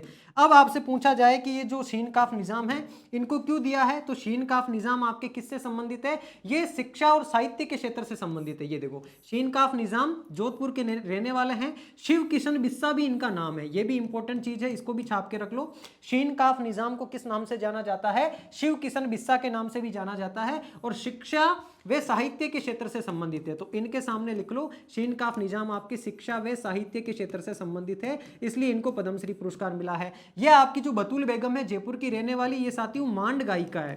कौन है ये? मांड गायिका है। इसका मतलब इनका संबंध किससे है? कला के क्षेत्र से ये संबंधित है। और आपके जो बैजनाथ जी महाराज है, ये आध्यात्मिकता से संबंधित है साथियों। किससे? आध्यात्मिकता से संबंधित है। इन्होंने साथियों क्या करा है? आध्यात्मिकता के प्रचार प्रसार के लिए एक मठ की भी स्थापना करी है। तो 25 जनवरी 2025 को राज्य की 3 हस्तियों को पुरस्कार मिले हैं। तीनों हस्तियां आपके सामने हैं। शीन काफ निजाम जोधपुर के, शिव किशन बिस्सा शिक्षा व साहित्य के क्षेत्र से संबंधित, बतूल बेगम मांड गायिका से संबंधित, जयपुर की रहने वाली, कला के क्षेत्र से संबंधित है। 2022 में एक एक्स्ट्रा फैक्ट, बतूल बेगम को 2022 में राष्ट्रपति द्वारा नारी शक्ति पुरस्कार से भी सम्मानित किया गया है। अब देखो, जैसे मोना अग्रवाल के संबंध में आपको कथन देकर करके पूछ लिया, वैसा ही आपसे बतूल बेगम के बारे में भी पूछा जा सकता है कि बतूल बेगम को 2025 का पद्मश्री पुरस्कार से सम्मानित किया गया है। बतूल बेगम आपकी जयपुर से बिलोंग करती है। बतूल बेगम मांड गायकी कला क्षेत्र से संबंधित है और बतूल बेगम को 2022 के अंदर राष्ट्रपति नारी शक्ति पुरस्कार से सम्मानित किया गया है। तो ये इंपॉर्टेंट फैक्ट है, ये भी पूछा जा सकता है। बैजनाथ जी महाराज है, लक्ष्मणगढ़ सीकर से संबंधित है। इन्होंने साथियों श्री श्रद्धानाथ जी महाराज आश्रम के ये पीठाधीश्वर है। कौन सा आश्रम? श्री श्रद्धानाथ जी महाराज जो आश्रम है उसके ये पीठाधीश्वर और संचालक है। 1995 से वैदिक जो शिक्षा है साथियों अपनी, यानी कि वेदों का जो ज्ञान है और जो योग की शिक्षा है, उस योग की शिक्षा का प्रचार प्रसार करते हैं। और किससे संबंधित है? कौन से क्षेत्र के अंदर? आध्यात्मिकता क्षेत्र के अंदर इनको पद्मश्री पुरस्कार से सम्मानित किया गया है। कौन सा क्षेत्र? आध्यात्मिकता का क्षेत्र। तो ये सारी की सारी बातें इंपॉर्टेंट है, इसलिए सवाल मोस्ट इंपॉर्टेंट हो जाता है आपके लिए। इसको छाप के रख लेना प्यारे साथी, स्पेशल इसको नोट लगा लेना। पद्मश्री पुरस्कारों के बारे में आपसे पूछा जाएगा। और क्योंकि आपके यूआरओ के अंदर जो पर्टिकुलर पुरस्कार नाम का एक वर्ड लिखा हुआ है, व्यक्तित्व और पुरस्कार, तो यहां से सवाल पूछा जाना बहुत ज्यादा संभावित है। चलो आ जाओ, अपन बढ़ते हैं नेक्स्ट प्रश्न की ओर। ये रहा नेक्स्ट प्रश्न आपके सामने। 2023-24 में Rajasthan exemplary performance in mineral block auction में कौन से स्थान पर रहा? यानी कि राजस्थान में ब्लॉकों की नीलामी की गई साथियों, अच्छा नेशनल लेवल पे की गई, जिसमें से Rajasthan exemplary performance in mineral block में कौन से स्थान पर रहा? तो ध्यान रखना है, राजस्थान प्रथम स्थान पर रहा। टोटल 31 मिनरल ब्लॉक की नीलामी साथियों राजस्थान से की गई है। इसके बारे में इंपॉर्टेंट फैक्ट कि ये जो मिनरल ब्लॉक ऑक्शन है, इसमें प्रथम स्थान पर कौन सा रहा है? राजस्थान रहा, यानी कि देश भर के अंदर सबसे पहले स्थान पर राजस्थान रहा। गर्व की भी बात है, और दूसरी बात आपके एग्जाम पॉइंट ऑफ व्यू से भी इंपॉर्टेंट है, 100% छपने वाला सवाल। टोटल जो 31 मेजर मिनरल की नीलामी की गई, उसमें से 22 तो साथियों माइनिंग लीज पर दी गई है और 9 जो है वो कंपोजिट लाइसेंस प्रदान किए गए। यानी कि 31 मेजर मिनरल ब्लॉकों की नीलामी हुई है, जिसमें से 22 तो माइनिंग लीज पर है और 9 कंपोजिट लाइसेंस के लिए है। तो ये वाला फैक्ट भी इंपॉर्टेंट है, इसको भी आपको ध्यान रखना है। नेक्स्ट प्रश्न, राज्य स्तरीय युवा महोत्सव 2025 में यूथ आइकॉन अवार्ड से सम्मानित व्यक्तित्व के संबंध में निम्नलिखित में से कौन सा असत्य युग्म है? अब देखो, ये वाली बात भी आप लोगों के लिए मोस्ट इंपॉर्टेंट है। ये वाला सवाल भी क्यों इंपॉर्टेंट है? इसी प्रकार के सवाल आपसे एग्जामिनर पूछेगा। अब टोटल पहले तो ये ध्यान रखो कि राज्य स्तरीय युवा महोत्सव 2025 का आयोजन कहाँ हुआ था? तो ध्यान रखना, आपके जो जयपुर के अंदर हुआ था इसका आयोजन, राज्य स्तरीय युवा महोत्सव का आयोजन। और जयपुर में भी कहाँ से हुआ अगर पूछ रहे तो जयपुर का जो एसएमएस स्टेडियम है साथियों, इस एसएमएस स्टेडियम में आयोजन होता है किसका?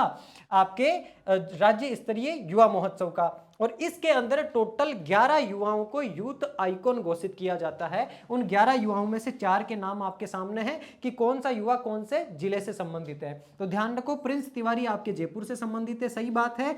जयदीप पांचाल झुंझुनू से संबंधित है क्या? तो ये झुंझुनू से संबंधित नहीं है साहब। जयदीप पांचाल कहां से है? जयदीप पांचाल आपके अलवर से संबंधित है।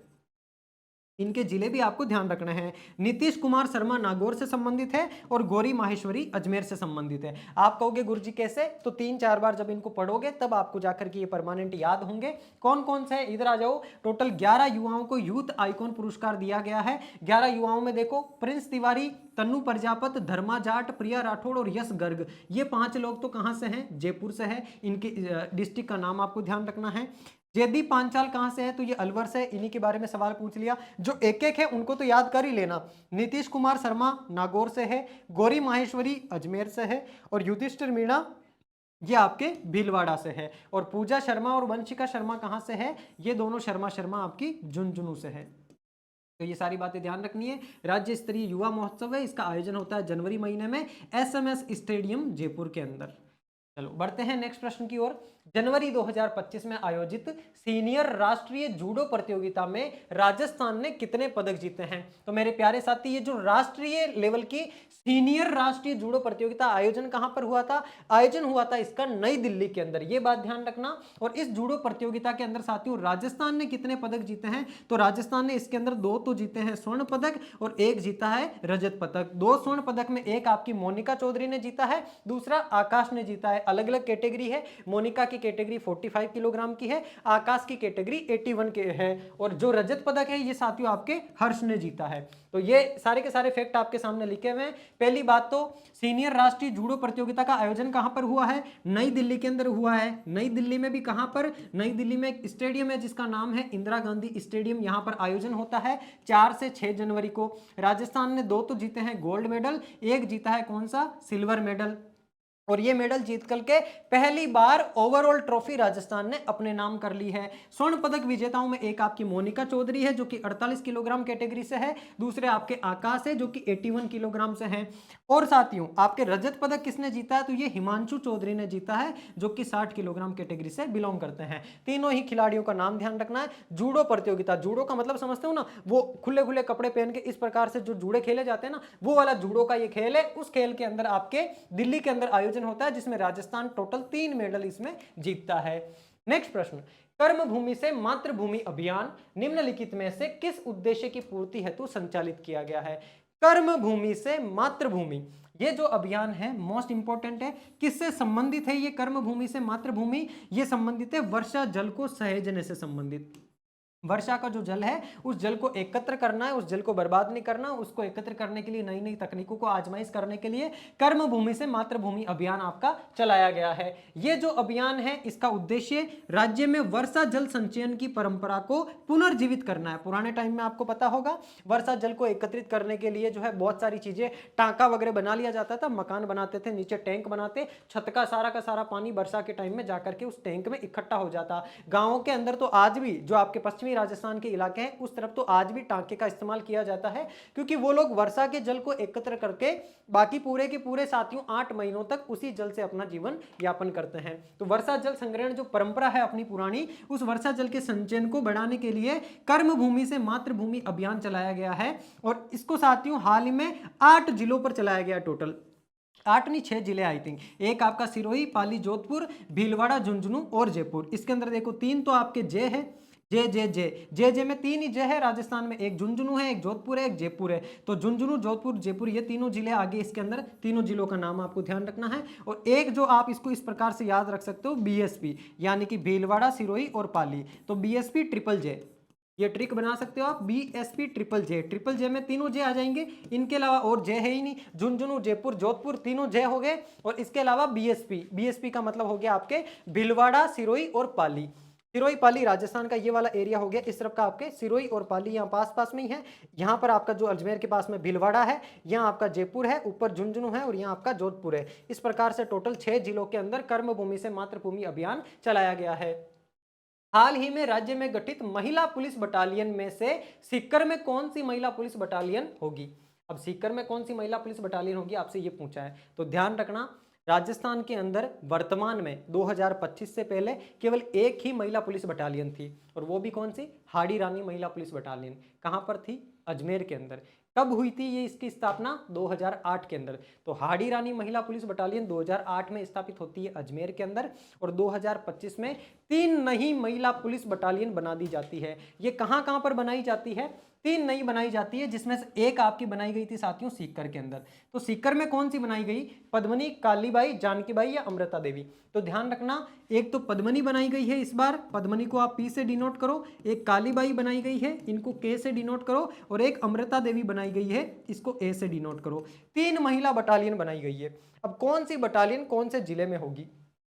पहले इधर आ जाओ, ये लिख देता हूं, जो हाड़ी रानी पुलिस बटालियन है, हाड़ी रानी महिला पुलिस बटालियन ये आपकी कहां पर है? तो इसको लिख लो, ये तो हर कोई जानता ही है, जो कांस्टेबल का एग्जाम देता है वो विद्यार्थी। ये आपकी अजमेर के अंदर है, और इसका निर्माण साल 2008 के अंदर कर दिया गया था। अब 2025 के अंदर टोटल 3 पुलिस बटालियन और स्थापित की गई है।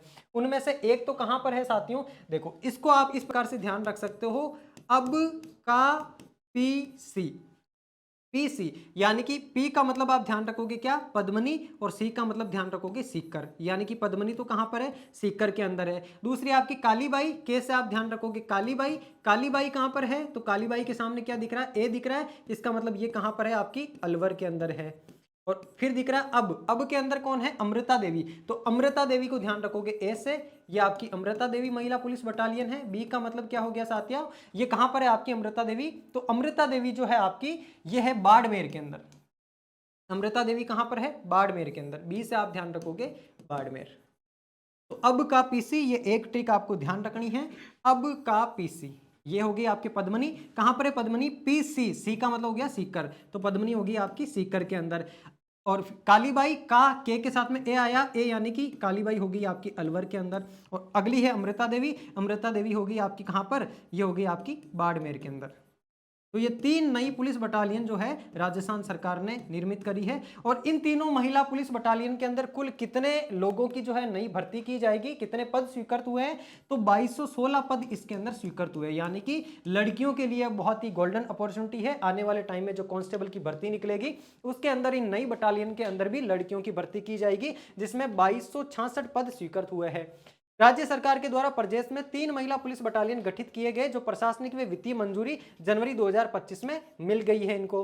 कहां पर है, सीकर में पद्मनी, अलवर में कालीबाई और बाड़मेर में अमृता देवी। तीनों मैंने आपको याद करवा दी है। अब का पीसी आपको ध्यान रखना है, ए से अमृता देवी, बी से बाड़मेर। ध्यान रखना सेकंड वाला लेटर जो है ना वो आपके डिस्ट्रिक्ट को दर्शा रहा है, सी सीकर, ए अलवर और बी बाड़मेर। कंफ्यूज मत हो जाना, इस ए को कहीं इस अलवर से मत बिलोंग कर लेना। ए का मतलब अमृता देवी है। और ये राज्य की पहली महिला बटालियन हाड़ी रानी थी, जो कि 2008 के अंदर कहां पर स्थित हुई थी, अजमेर के अंदर। नेक्स्ट प्रश्न, जयपुर इंटरनेशनल फिल्म फेस्टिवल 2025 के संबंध में निम्नलिखित में से कौन सा असंगत युग्म है, उसका आपको चयन करना है। पहली बात, जयपुर इंटरनेशनल फिल्म फेस्टिवल है, इसका मतलब इस फिल्म फेस्टिवल के अंदर अंतरराष्ट्रीय लेवल के पुरस्कार प्रदान किए गए, यानी कि इंटरनेशनल लेवल की फिल्मों को पुरस्कार प्रदान किए गए। कहां पर हुआ था ये फिल्म फेस्टिवल, ऑब्वियस ही बात है जयपुर फिल्म फेस्टिवल है तो जयपुर के अंदर ही हुआ होगा।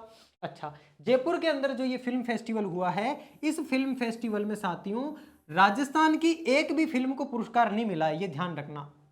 एक तो बात ये ध्यान रखना, इस जयपुर फिल्म फेस्टिवल के अंदर 2 भाषा की फिल्मों को इस बार नया जोड़ा गया है। एक तो आपके राजस्थानी भाषा की कितनी फिल्मों को जोड़ा गया है इसके अंदर, राजस्थानी भाषा की टोटल 23 फिल्मों को इसके अंदर नामांकित किया गया। और राजस्थानी भाषा के अलावा एक और भाषा आपकी भोजपुरी भाषा की भी फिल्मों को इस बार पहली बार ही इसके अंदर नामांकित किया गया। लेकिन राजस्थान की या भोजपुर की किसी भी भाषा की फिल्म को पुरस्कार नहीं मिला है। पुरस्कार किन किन को मिला है, फिर एक पुरस्कार मिला है बेस्ट शॉर्ट डॉक्यूमेंट्री फिल्म का अवार्ड।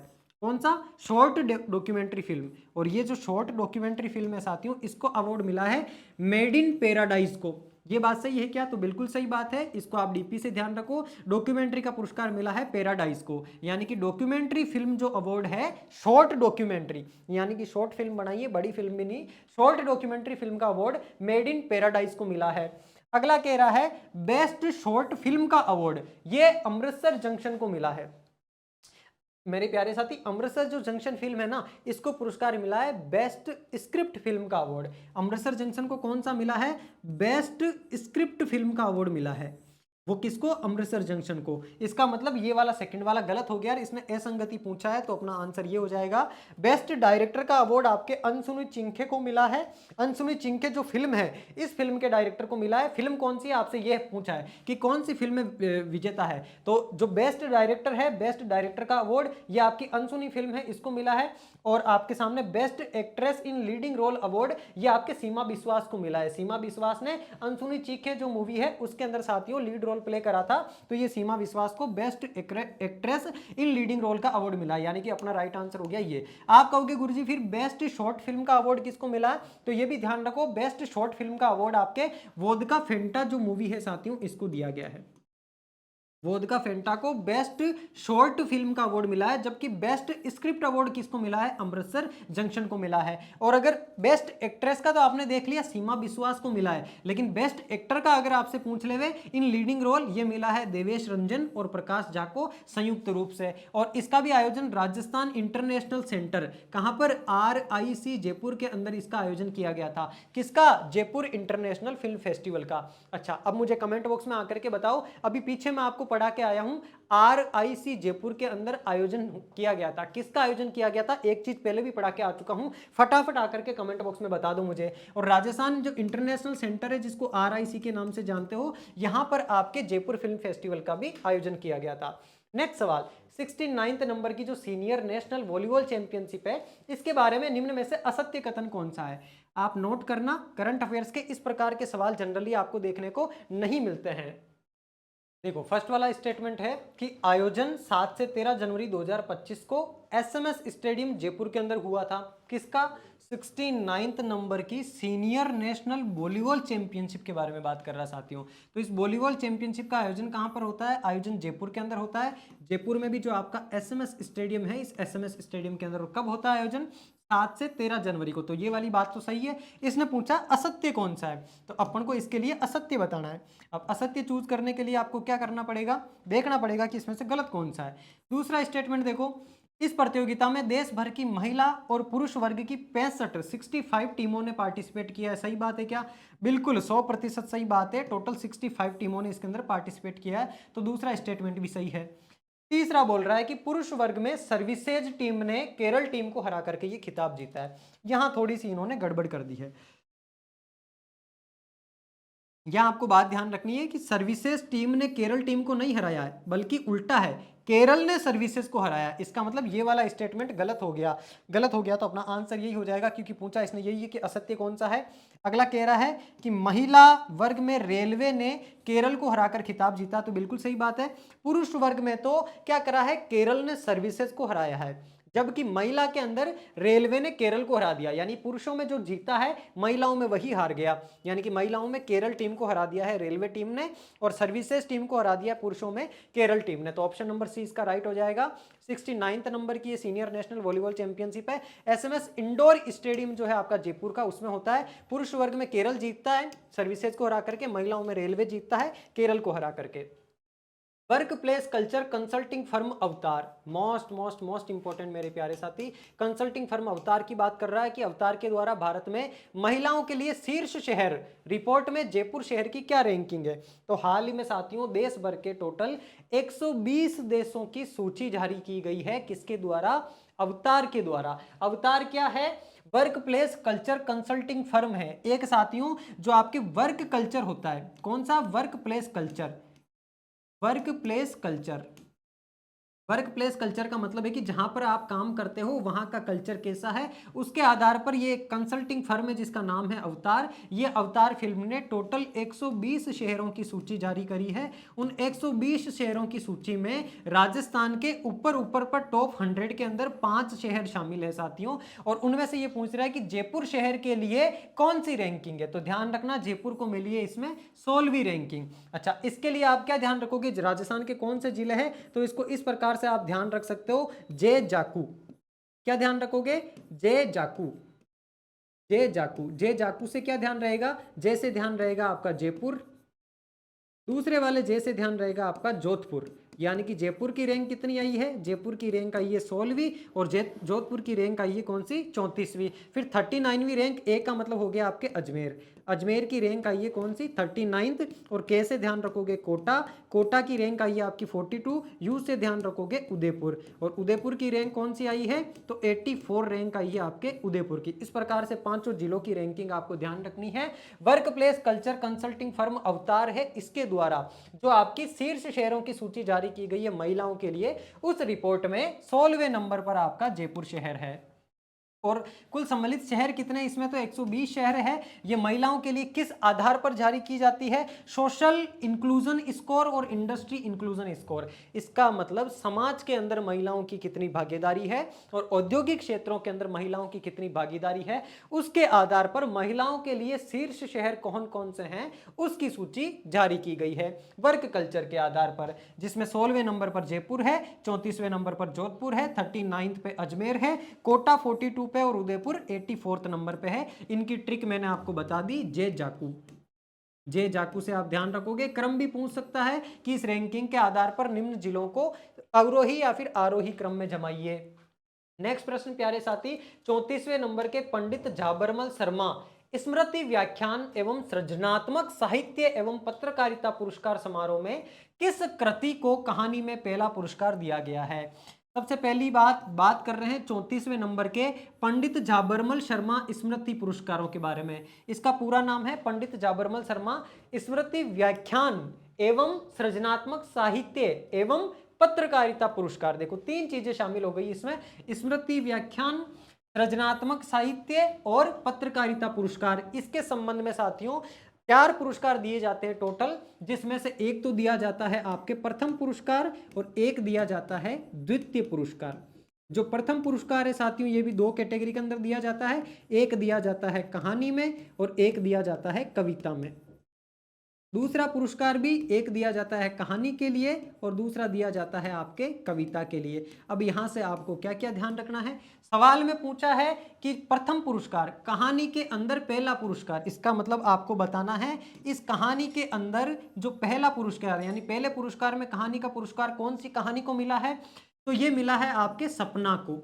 कहानी का नाम क्या है, सपना। किसकी कहानी है ये, उमा के द्वारा लिखी गई कहानी है। उमा कहाँ की रहने वाली है, जयपुर की रहने वाली उमा, उनके द्वारा लिखित कहानी सपना, इसको मिला है कहानी के क्षेत्र में प्रथम पुरस्कार। और कविता कौन सी है जिसको प्रथम पुरस्कार मिला है, कविता है पूर्णता की ओर। कविता का क्या नाम है, पूर्णता की ओर, ये कविता है। इस कविता को पुरस्कार मिला है प्रथम पुरस्कार कविता का। किसके द्वारा लिखी गई है ये कविता, तो ये कविता लिखी गई है भाटी साहब के द्वारा, जो कि आपके कहाँ के हैं, जोधपुर के हैं। और अंतिम संस्कार क्या है, अंतिम संस्कार ये कहानी है जिसको द्वितीय पुरस्कार मिला है। और आपकी सावन के दोहे जो है ये कविता है जिसको द्वितीय पुरस्कार मिला है। तो ये सारी की सारी चीजें आपको ध्यान रखनी है। पंडित जाबरमल शर्मा सृजनात्मक व्याख्यान पुरस्कार है, कृति, रचयिता और स्थान। अब देखो कहानी का प्रथम पुरस्कार सपना को मिला है जो कि उमा की द्वारा लिखी गई है, जयपुर की रहने वाली उमा है। कविता है जिसको प्रथम पुरस्कार मिला है पूर्णता की ओर, कुलदीप सिंह भाटी जो कि जोधपुर के रहने वाले, इनके द्वारा लिखी गई। कहानी का द्वितीय पुरस्कार मिला है अंतिम संस्कार को। अंतिम संस्कार को लिखा है संजय दुबे ने जो कि रायपुर छत्तीसगढ़ के रहने वाले हैं। कविता का द्वितीय पुरस्कार मिला है सावन के दोहे जो कि अंकित शर्मा के द्वारा लिखी गई है। अंकित शर्मा जिनको ईशु प्रिय के नाम से भी जाना जाता है, जो कि मुरैना मध्य प्रदेश के रहने वाले हैं। तो ये चारों के चारों फैक्ट इंपॉर्टेंट है, चारों आपको ध्यान रखना। इतना ध्यान रख लो कौन सी कहानी है और कौन सी कविता है। तो पूर्णता की ओर ये कविता है और एक आपके सावन के दोहे ये भी कविता है। और अंतिम संस्कार और सपना क्या है, ये कहानी है ना। आपसे ये पूछ सकता है कि जिसको पुरस्कार मिला ये कहानी है या कविता है, तो अंतिम संस्कार भी कहानी है और आपकी सपना जो है ये भी कहानी है। पूर्णता की ओर और सावन के दोहे दोनों क्या है, कविताएं हैं। नेक्स्ट प्रश्न, हाल ही में आयोजित जयपुर लिटरेचर फेस्टिवल, ये बात कर रहा है साथियों Jaipur festival of literature JFL की बात कर रहा है, जिसका आयोजन कहां पर होता है, जयपुर के अंदर साथियों आमेर में होता है। और इस जयपुर लिटरेचर फेस्टिवल की थीम क्या रखी गई थी, ये आपसे पूछा है, तो इसकी थीम थी आपके उत्सव, ऑप्शन नंबर डी। यानी कि जयपुर लिटरेचर फेस्टिवल जिसको आप JLF Jaipur literature of festival आयोजन होता है 30 जनवरी से 3 फरवरी को होटल क्लार्क आमेर के अंदर। कहां पर, होटल क्लार्क आमेर के अंदर जयपुर लिटरेचर फेस्टिवल का आयोजन होता है, जिसकी थीम थी आपके उत्सव। और इसमें इसका पार्टनर कौन था, तो यूरोपीय जो संघ है साथियों, यूनाइटेड जो नेशन है, ये यूरोपियन यूनियन, कौन, यूरोपियन यूनियन, यानी कि यूरोपीय संघ जो है वो इसका पार्टनर था। नेक्स्ट प्रश्न, ग्लोबल स्टोन टेक्नोलॉजी फोरम का कौन सा संस्करण जनवरी 2025 में आयोजित किया गया है। बात कर रहा है ग्लोबल स्टोन टेक्नोलॉजी फर्म। ये जो ग्लोबल स्टोन टेक्नोलॉजी फर्म है साथियों, इसका आयोजन हाल ही में कहां पर किया गया है, किशनगढ़ अजमेर के अंदर किया गया है। आपको पता है किशनगढ़ के अंदर ज्यादातर संगमरमर का काम किया जाता है, स्टोन का काम किया जाता है। तो ग्लोबल यानी कि इंटरनेशनल लेवल का ग्लोबल स्टोन टेक्नोलॉजी जो फॉर्म है, इसका आयोजन हाल ही में कहां पर किया जाता है, किशनगढ़ अजमेर के अंदर इसका आयोजन किया जाता है। कौन से नंबर का था ये, कौन सा संस्करण था, तो ध्यान रखना ये इसका 10वां संस्करण था साथियों। तो इसका राइट आंसर होगा आपके 10। थोड़ी सी जानकारी जान लो, ग्लोबल स्टोन टेक्नोलॉजी फर्म में आयोजन होता है 9 से 10 जनवरी किशनगढ़ अजमेर के अंदर, 10वां इसका संस्करण था। आयोजक कौन थे, सीडोस और रिको, ये दोनों इसके आयोजन थे। सीडोस का मतलब CDOS और रिको का मतलब है आपके RIICO। ये कौन है, सीडोस का मतलब है centre of development for CDOS, centre of development for stone, यानी कि स्टोन के लिए आपके ये डेवलपमेंट का सेंटर है सीडोस। और रिको क्या है, Rajasthan industrial development and investment corporation. तो ये जो राजस्थान के अंदर इन्वेस्टमेंट डेवलपमेंट, इंडस्ट्रियल डेवलपमेंट और इन्वेस्टमेंट जो कॉर्पोरेशन है रिको, इसके द्वारा और इसके साथ में सीडोस, इन दोनों के द्वारा मिलकर इसका आयोजन किया गया था। कहां पर, किशनगढ़ अजमेर के अंदर इसका आयोजन किया गया। और इसमें सह आयोजक कौन थे, यानी कि इसकी रिको की और सीडोस की सहायता करने के लिए एक आपके लघु लघु उद्योग भारती और दूसरा Kishangarh marble association. Kishangarh marble association, इन दोनों ने सह आयोजक के तौर पर भूमिका निभाई थी और आयोजन इसका किशनगढ़ में किया जाता है, जो कि इसका 10वां संस्करण था। किससे संबंधित है? स्टोन से संबंधित है। मेवाड़ टोक फेस्ट का आयोजन जनवरी 2025 में निम्नलिखित में से कहां पर हुआ था? मेवाड़ टोक फेस्ट की बात कर रहा है मेरे प्यारे साथी, और ये इंपॉर्टेंट है। मेवाड़ टोक फेस्ट का आयोजन आपके राजसमंद के अंदर किया जाता है, जहां पर एक जगह है राजसमंद में भिक्षु नाम से साथियों, भिक्षु निलियम। कौन सी जगह है? भिक्षु निलियम। ये जो राजसमंद में भिक्षु निलियम है, यहां पर आयोजन किया जाता है मेवाड़ टोक फेस्ट का। और इसकी थीम क्या थी? तो भारत के स्वयं की कहानी इसकी थीम होती है। और ये कौन सा संस्करण था? तीसरा संस्करण था। जयपुर जिला प्रशासन के द्वारा चलाए जा रहे लाडेसर अभियान, मोस्ट इंपॉर्टेंट, किसकी बात कर रहे हैं? लाडेसर अभियान की बात कर रहे हैं। लाडेसर अभियान किससे संबंधित है? जयपुर जिला प्रशासन से संबंधित है। आपसे पूछ सकता है एग्जामिनर, लाडेसन अभियान का संबंध है पुलिस प्रशासन से, 12 जिला प्रशासन से, अजमेर जिला प्रशासन से, या जयपुर जिला प्रशासन से, या फिर नगरीय निकायों से? अलग अलग ऑप्शन दे सकता है। ध्यान रखना, लाडेसर अभियान का संबंध किससे है? जयपुर जिला प्रशासन से। और जयपुर जिला प्रशासन ने क्या करा है? जो साथियों कुपोषित और अति कुपोषित बच्चे हैं, उन बच्चों को हर महीने एक मील अवेलेबल करवाएगा, जिसमें इनको 250 ग्राम मूंग की दाल, मोट की दाल, गुड़, इस प्रकार की चीजें अवेलेबल करवाई जाएगी जयपुर जिला प्रशासन के द्वारा कुपोषित और अति कुपोषित बच्चों को। तो इसने पूछा है कि इसका विषय क्या है अभियान का? कुपोषित बच्चों के स्वास्थ्य के अंदर सुधार करना, ये इसका विषय रखा गया है। अभियान का शुभारंभ होता है 13 जनवरी 2025 को। जिला प्रशासन, जयपुर जिला प्रशासन, इंपॉर्टेंट है, ध्यान रखना। और ये कुपोषित और अति कुपोषित बच्चों के स्वास्थ्य में सुधार करने के लिए आगामी 3 महीनों तक, यानी कि जनवरी में शुरुआत होती है तो फरवरी, मार्च और अप्रैल, इन 3 महीनों तक आंगनवाड़ी जो केंद्र होते हैं उसके ऊपर बच्चों को भोजन का किट प्रदान किया जाएगा, मील किट प्रदान किया जाएगा। क्या प्रदान किया जाएगा? मील किट। और इस किट के अंदर क्या क्या होगा, ये बात मोस्ट इंपॉर्टेंट है। लाडेसर किट के अंदर 250 ग्राम तो होगी चने की दाल, 250 ग्राम होगी मोट की दाल, और क्या होगा? और 1 किलोग्राम इसके अंदर चावल होंगे। और सुबह नाश्ते के लिए इसमें 250 ग्राम तो गुड़ और 250 ग्राम मूंगफली और 500 ग्राम हो गए इसमें भुने हुए चने। तो देखो, चने की दाल कितनी है? 250 ग्राम है। मोट की दाल कितनी है? मोट की दाल भी 250 ग्राम है। चावल कितने हैं? चावल है इसके अंदर 1 किलोग्राम। तो ये 3 चीजें तो दी जाएगी भोजन के लिए। और नाश्ते के लिए क्या क्या दिया जाएगा? 250 ग्राम गुड़, यानी कि गुड़ होगा नाश्ते के अंदर, वो होगा 250 ग्राम। मूंगफली होगी नाश्ते के लिए, वो भी होगी 250 ग्राम। और इसके अलावा एक चीज और होगी, भुने हुए चने, जिसको आप मारवाड़ी भाषा में भूंगड़ा कहते हो, है ना? क्या कहते हैं? भुने हुए चने या फिर भूंगड़ा। ये भी कितने होंगे? 250 ग्राम। ये नाश्ते के लिए होंगे। तो जो कुपोषित और अति कुपोषित बच्चे हैं उनको साथियों मील किट, जिसको लाडेसर किट के नाम से जाना जाएगा, ये दिया जाएगा। जयपुर जिला प्रशासन की ओर से शुरू किया गया अभियान है लाडेसर अभियान। मोस्ट इंपॉर्टेंट है, एग्जाम में छपने की बहुत ज्यादा संभावना है। नेक्स्ट प्रश्न आपके सामने मेरे प्यारे साथी, 50वीं जूनियर नेशनल कबड्डी चैंपियनशिप, कौन सी चैंपियनशिप है? अब देखो, स्पोर्ट्स का ये चौथा या 5वां सवाल आपको देखने को मिल गया है। ये इसलिए है साथियों क्योंकि राजस्थान ने इन स्पोर्ट्स के अंदर पार्टिसिपेट करा है। और राजस्थान ने पार्टिसिपेट करा है तो राजस्थान ने कौन सा मेडल जीता है, या फिर राजस्थान की ओर से कौन से खिलाड़ी ने पार्टिसिपेट करा है, उस खिलाड़ी का संबंध कौन से जिले से है, ऐसे सवाल आपसे पूछे जाते हैं। तो ये जो 50वें नंबर की नेशनल जूनियर कबड्डी चैंपियनशिप है, इसके अंदर राजस्थान की पुरुष टीम और महिला टीम दोनों ने ही पदक जीता है। और दोनों ने ही जीता है आपके ब्रॉन्ज मेडल, यानी कि दोनों ने ही कांस्य पदक जीता। ये बात आपको ध्यान रखनी है। 14 जनवरी 2025 को गृह विभाग के द्वारा जारी की गई अधिसूचना के अनुसार वर्तमान में राज्य में कुल कितने पुलिस रेंज है? साथियों, ये पुलिस रेंज की बात कर रहा है। आपको पता है जब राजस्थान के अंदर पहले 10 संभाग कर दिए गए थे, कितने? 10 संभाग कर दिए गए थे। उस टाइम में पुलिस रेंज भी 10 घोषित कर दी गई थी। लेकिन उसके बाद में जब अभी नए जिलों की अधिसूचना आई, जब आपको बोला कि टोटल कितने जिले होंगे, 41 जिले होंगे और 7 क्या होंगे? आपके संभाग होंगे।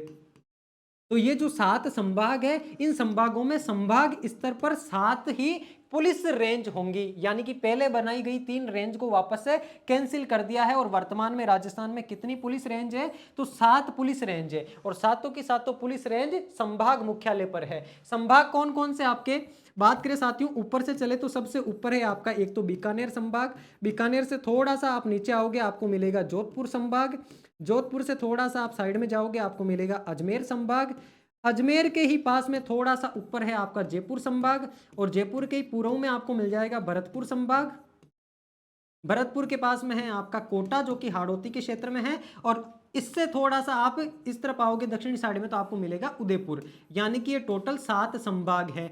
अब देखो मैंने आपको संभाग का बोल दिया तो आपको ध्यान रहेगा कि 7 पुलिस रेंज कौन कौन से जिलों के अंदर है। जो संभाग मुख्यालय है 7 संभागों के, उन 7 जिलों के अंदर 7 पुलिस रेंज है और पुलिस रेंज के अलावा 2 क्या है, कमिश्नरेट है, 2 है साथियों कमिश्नरेट। वो कहाँ कहाँ पर है, वो कमिश्नरेट एक तो आपका है जोधपुर के अंदर और एक है आपका जयपुर के अंदर, तो 2 तो है कमिश्नरेट और पुलिस रेंज कितनी है, 7 है। नेक्स्ट प्रश्न देखो, अच्छा ये आपके सामने एक मैप है, ये मैप मैंने इसलिए इन्वॉल्व करा ताकि आप 7 संभागों को अच्छे तरीके से याद कर पाओ।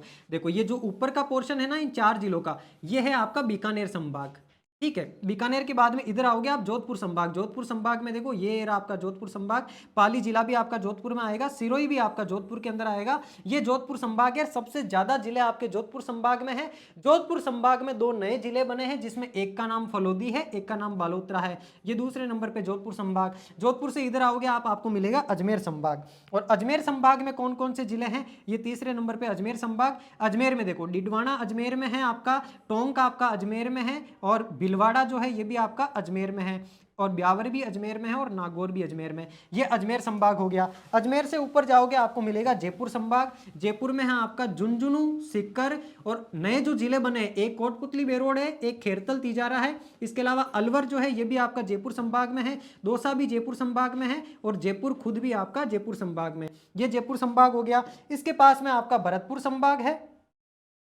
ये रहा आपका भरतपुर संभाग। भरतपुर में नया जिला बना है डीग। जयपुर संभाग में नए जिले कौन कौन से हैं, एक कोटपुतली बेरोड है, एक खेरतल तिजारा है। अजमेर संभाग में नए जिले 2 है, एक डिडवाना एक ब्यावर और जोधपुर संभाग में 2 नए जिले हैं, एक फलोदी और एक बालोतरा जो कि बाड़मेर से अलग हुआ है। फलोदी जोधपुर से अलग हुआ है, बालोतरा आपका बाड़मेर से अलग हुआ है, डिडवाना नागौर से अलग हुआ है अजमेर संभाग में और ब्यावर आपका अजमेर से अलग हुआ है। और अलवर जयपुर संभाग में साथियों आपके कोटपुतली बेरोड जो है इसका कुछ हिस्सा जयपुर से लिया है, कुछ हिस्सा अलवर से लिया है। ऊपर खेरतल तिजारा भी आपका अलवर से अलग करके जिला बनाया गया है।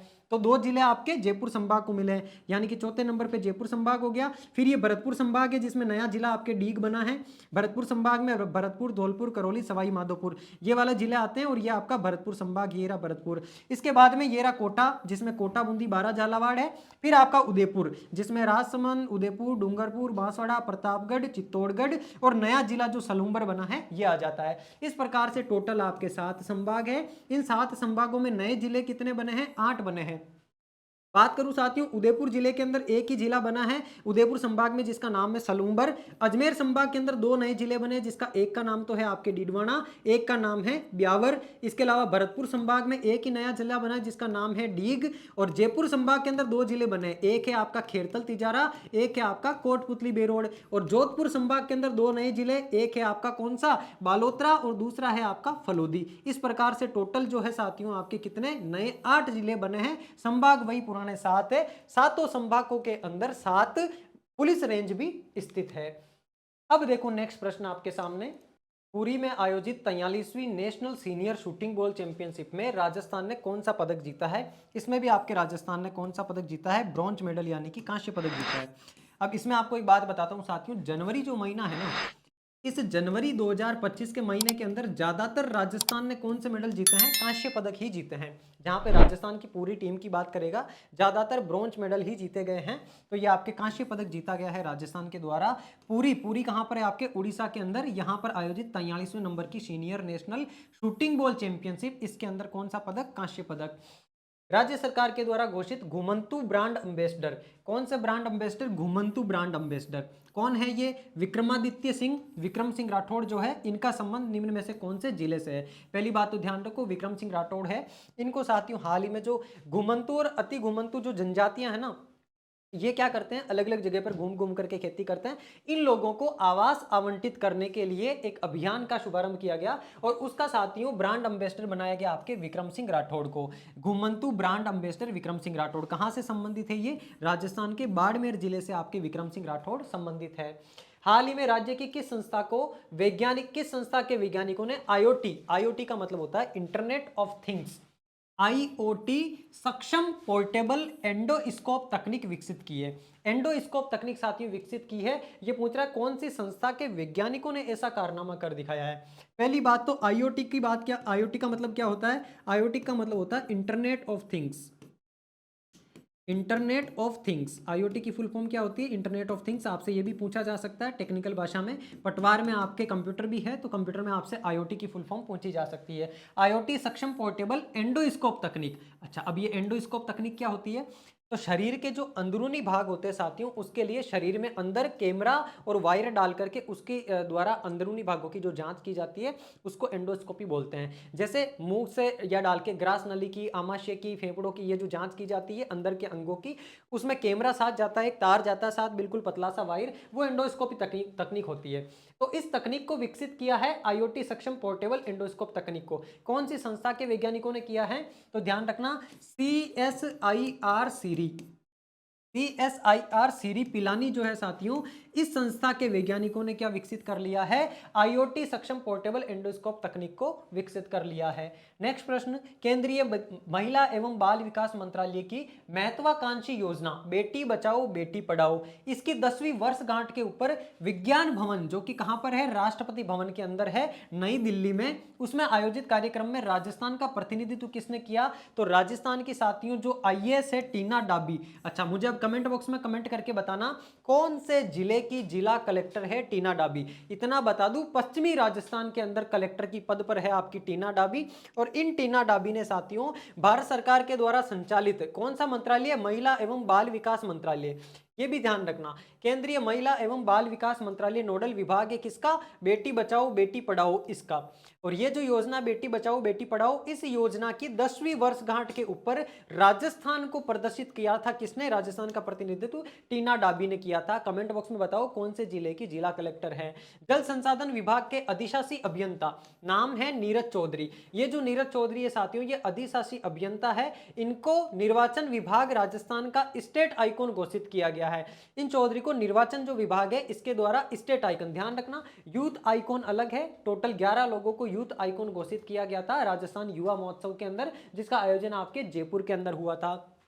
और ये जो है साथियों राजस्थान का स्टेट आइकन घोषित किया गया नीरज चौधरी को। ये कौन है, तो ये साथियों पर्वतारोही है, पर्वतारोहण से इनका संबंध है और स्पोर्ट्स कोटे से ही इनको गवर्नमेंट जॉब मिली हुई है। ये जल संसाधन विभाग के अंदर अधिशासी अधिकारी है, अधिशासी अभियंता है। ये कौन है, अधिशासी अभियंता।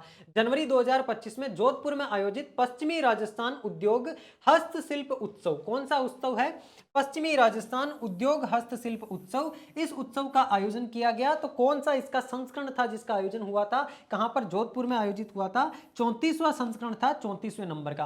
अब यहां से एक इंपॉर्टेंट सवाल आपसे यह भी पूछ सकता है डायरेक्ट एग्जामिनर, हस्तशिल्प उत्सव का आयोजन कहां पर किया गया था, तो हस्तशिल्प उत्सव का आयोजन किया जाता है आपके कहां पर, जोधपुर के अंदर। और कौन सा संस्करण था हस्तशिल्प उत्सव का, ये तो ध्यान रखना 34वां संस्करण था, 34th नंबर का। कब होता है आयोजन, जनवरी 2025 के अंदर। प्रवासी भारतीय दूतावास के अवसर पर आयोजित प्रतिष्ठित प्रवासी भारतीय सम्मान 2025 में किस प्रवासी राजस्थानी को सम्मानित किया गया है।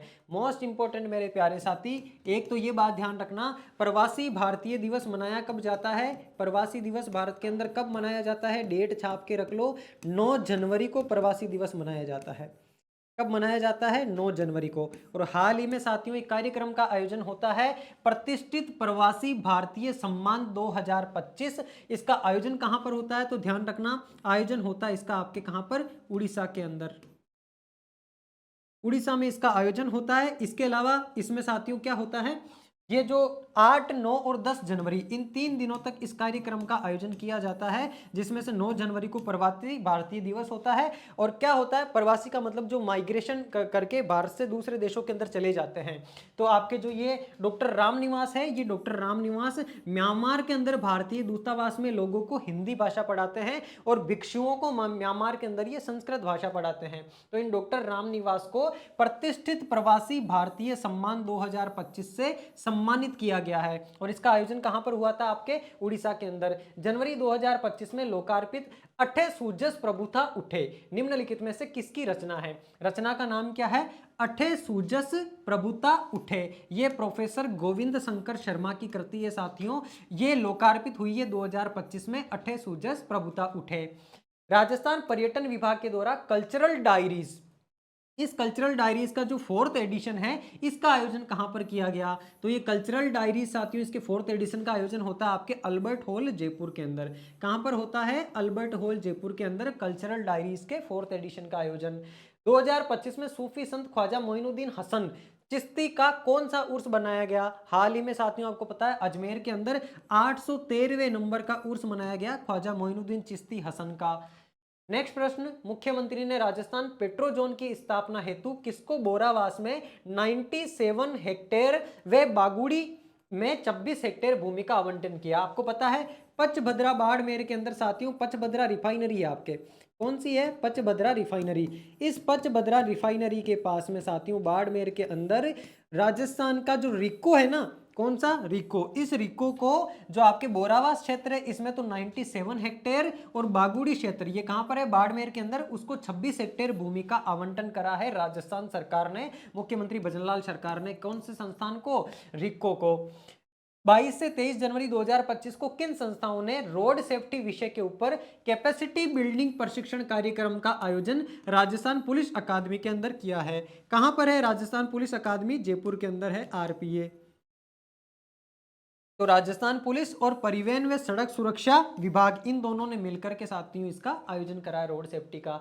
मुख्यमंत्री भजनलाल शर्मा, ये क्या है? मुख्यमंत्री भजनलाल शर्मा ने हाल ही में प्रदेश में संशोधित पार्वती कालीसिंध लिंक परियोजना, जिसको आप पीकेसी के नाम से जानते हो, पार्वती कालीसिंध चंबल लिंक जो परियोजना है इसका नाम बदल दिया साथियों। हाल ही में 1 वर्ष पूर्ण हो गया था राम मंदिर की स्थापना हुए, उसी के चलते राम सेतु लिंक परियोजना नाम रख दिया है किसका? पीकेसी का। पीकेसी का मतलब है पार्वती कालीसिंध लिंक परियोजना। ईआरसीपी का एक पार्ट है ईस्टर्न राजस्थान केनाल प्रोजेक्ट का। ये लिंक परियोजना जो है पीकेसी पार्वती कालीसिंध मध्य प्रदेश और राजस्थान इनकी संयुक्त परियोजना है, दोनों राज्यों को इसमें फायदा होना है। तो ये जो परियोजना इसका नाम बदल करके राम सेतु लिंक परियोजना कर दिया है। विश्व पैरा थ्रोबॉल महासंघ की नई अध्यक्ष किसको नियुक्त किया गया है? किसके साथियों? पैरा थ्रोबॉल महासंघ। ये जो साथियों पैरा थ्रोबॉल फेडरेशन है इसकी अध्यक्ष बनाया गया है निर्मला रावत को। नाम आपको ध्यान रखना है। अवनी लेखरा कौन है? तो आपको बात पता है अवनी लेखरा पैरा शूटर है। कहाँ की रहने वाली है अवनी लेखरा? जयपुर की रहने वाली है। कौन सी कैटेगरी है? 10 मीटर।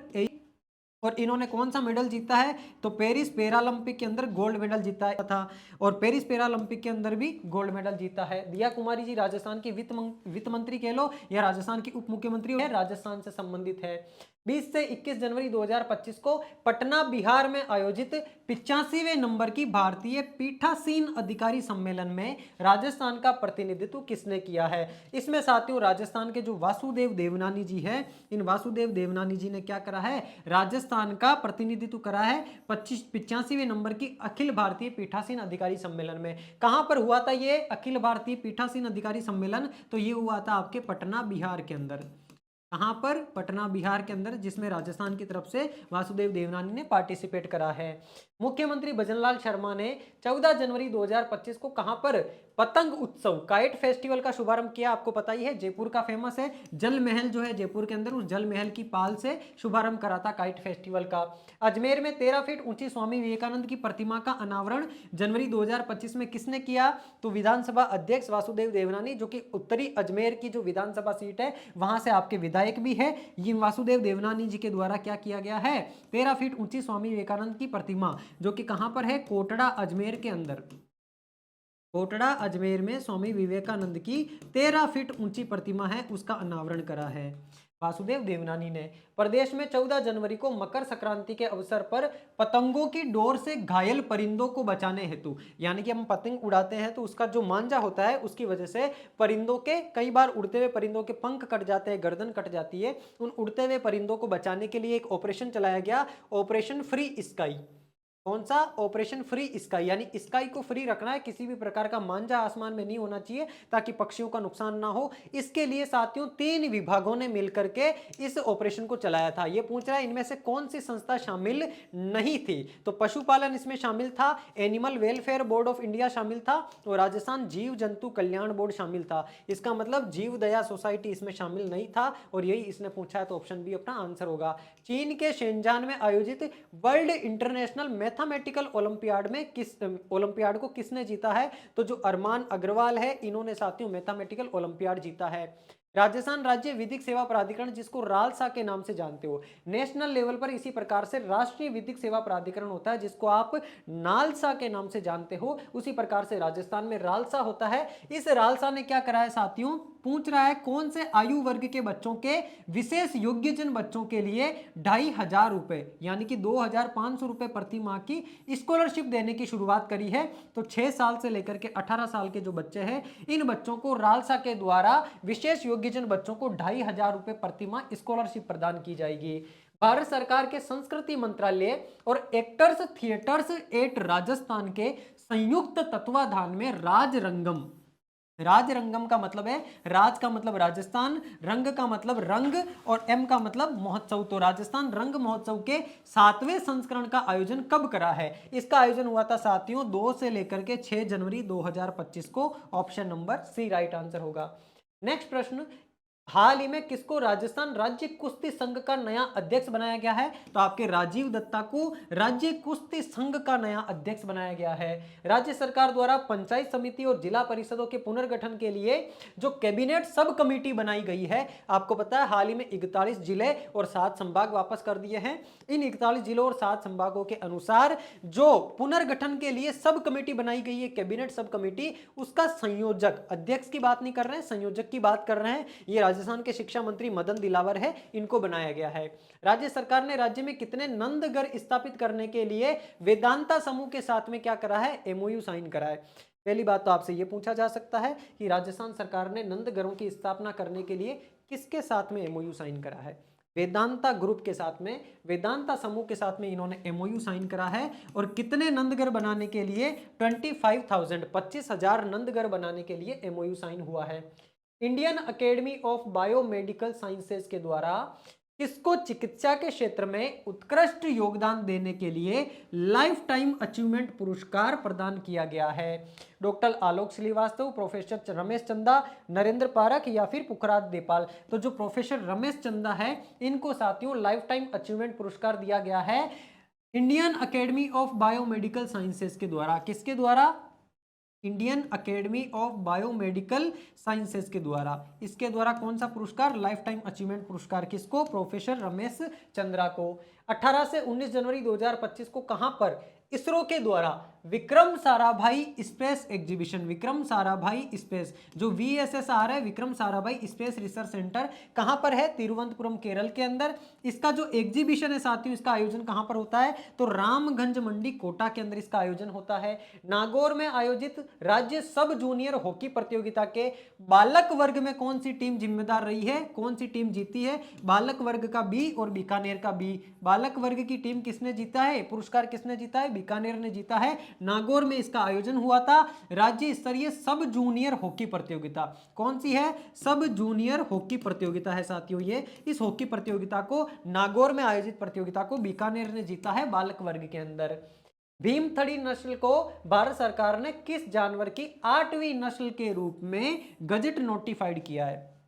भीमथड़ी पहली बात तो किसकी नस्ल है? अब राजस्थान ज्योग्राफी के अंदर जो लाइव स्टॉक पढ़ते हो आप, पशुधन पढ़ते हो, उसके अंदर भी अब आप इसको पढ़ने लगोगे। ये एक घोड़े की नस्ल है साथियों। महाराजा जो छत्रपति शिवाजी है, उन शिवाजी के काल में उनकी साथियों जो टुकड़ी हुआ करती थी सेना की, उसमें भीमथड़ी नस्ल का घोड़ा शामिल हुआ करता था। और ये भीमथड़ी नस्ल का घोड़ा लगभग 400 सालों के बाद में वापस से नोटिफाई किया गया है और वर्तमान में राजस्थान में 100 घोड़े इस भीमथड़ी नस्ल के विद्यमान है। यानी कि ये कौन किसकी नस्ल है? घोड़े की नस्ल है भीमथड़ी, जिसको गजट नोटिफाइड करा है भारत सरकार ने, यानी कि इसको भी घोड़े की नस्ल स्वीकार कर लिया है। और कौन से नंबर की? 8वीं नस्ल है ये घोड़े की। यहां पर होता है आपका साथियों राजस्थान का जनवरी महीने का करंट अफेयर्स पूरी तरह से कंप्लीट। और ये क्लास आप लोगों के लिए हर एग्जाम के लिए इंपॉर्टेंट रहने वाली है। और भी किसी प्रकार का आप कंटेंट चाहते हैं आकर के मुझे कमेंट बॉक्स में बता सकते हैं। बाकी जो साथी क्वालिटी एजुकेशन प्लेटफॉर्म पर नए जुड़ रहे हैं, जाकर के एक बार क्वालिटी एजुकेशन का एप्लीकेशन प्ले स्टोर से डाउनलोड कर लेना। इस एप्लीकेशन में डेली फ्री टेस्ट के सेक्शन में डेली के 10 प्रश्न आपको इस प्रकार से अंग्रेजी current affairs, Hindi, computer, reasoning, गणित, राजस्थान सामान्य ज्ञान के जो है साथियों राजस्थान अर्थव्यवस्था, राजस्थान विज्ञान के 10-10 प्रश्न डेली आपको फ्री मिलते हैं। और टोटल 1250 टेस्ट और लगभग 25,000 प्लस प्रश्न आपको अभी तक अवेलेबल करवाए जा चुके हैं अपने एप्लीकेशन में फ्री ऑफ कॉस्ट। बाकी आप अगर किसी एग्जाम की तैयारी कर रहे हो, रीट पटवार यूआरओ, उसके लिए आप एप्लीकेशन में जाकर के NR21 कूपन कोड यूज करोगे, आपको 21% का डिस्काउंट भी मिल जाएगा। और अभी स्पेशल ऑफर चल रहा है, तो अभी अगर आप एक कूपन कोड यूज करते हो QED01, इस 01 के कूपन कोड पर आपको 25% का डिस्काउंट है 3 दिनों के लिए। क्यों? क्योंकि अभी हाल ही में क्वालिटी एजुकेशन के एप्लीकेशन पर 4 लाख विद्यार्थी कंप्लीट हो चुके हैं। उस अवसर पर 3 दिनों का आपको ऑफर भी प्रदान किया गया है, तो ये कूपन कोड भी आप यूज कर सकते हो। अब अपन मिलेंगे नेक्स्ट किसी ना किसी क्लास के अंदर। तब तक आप सभी अपना ध्यान रखिए, स्वस्थ रहिए, मस्त रहिए और पढ़ते रहिए। धन्यवाद।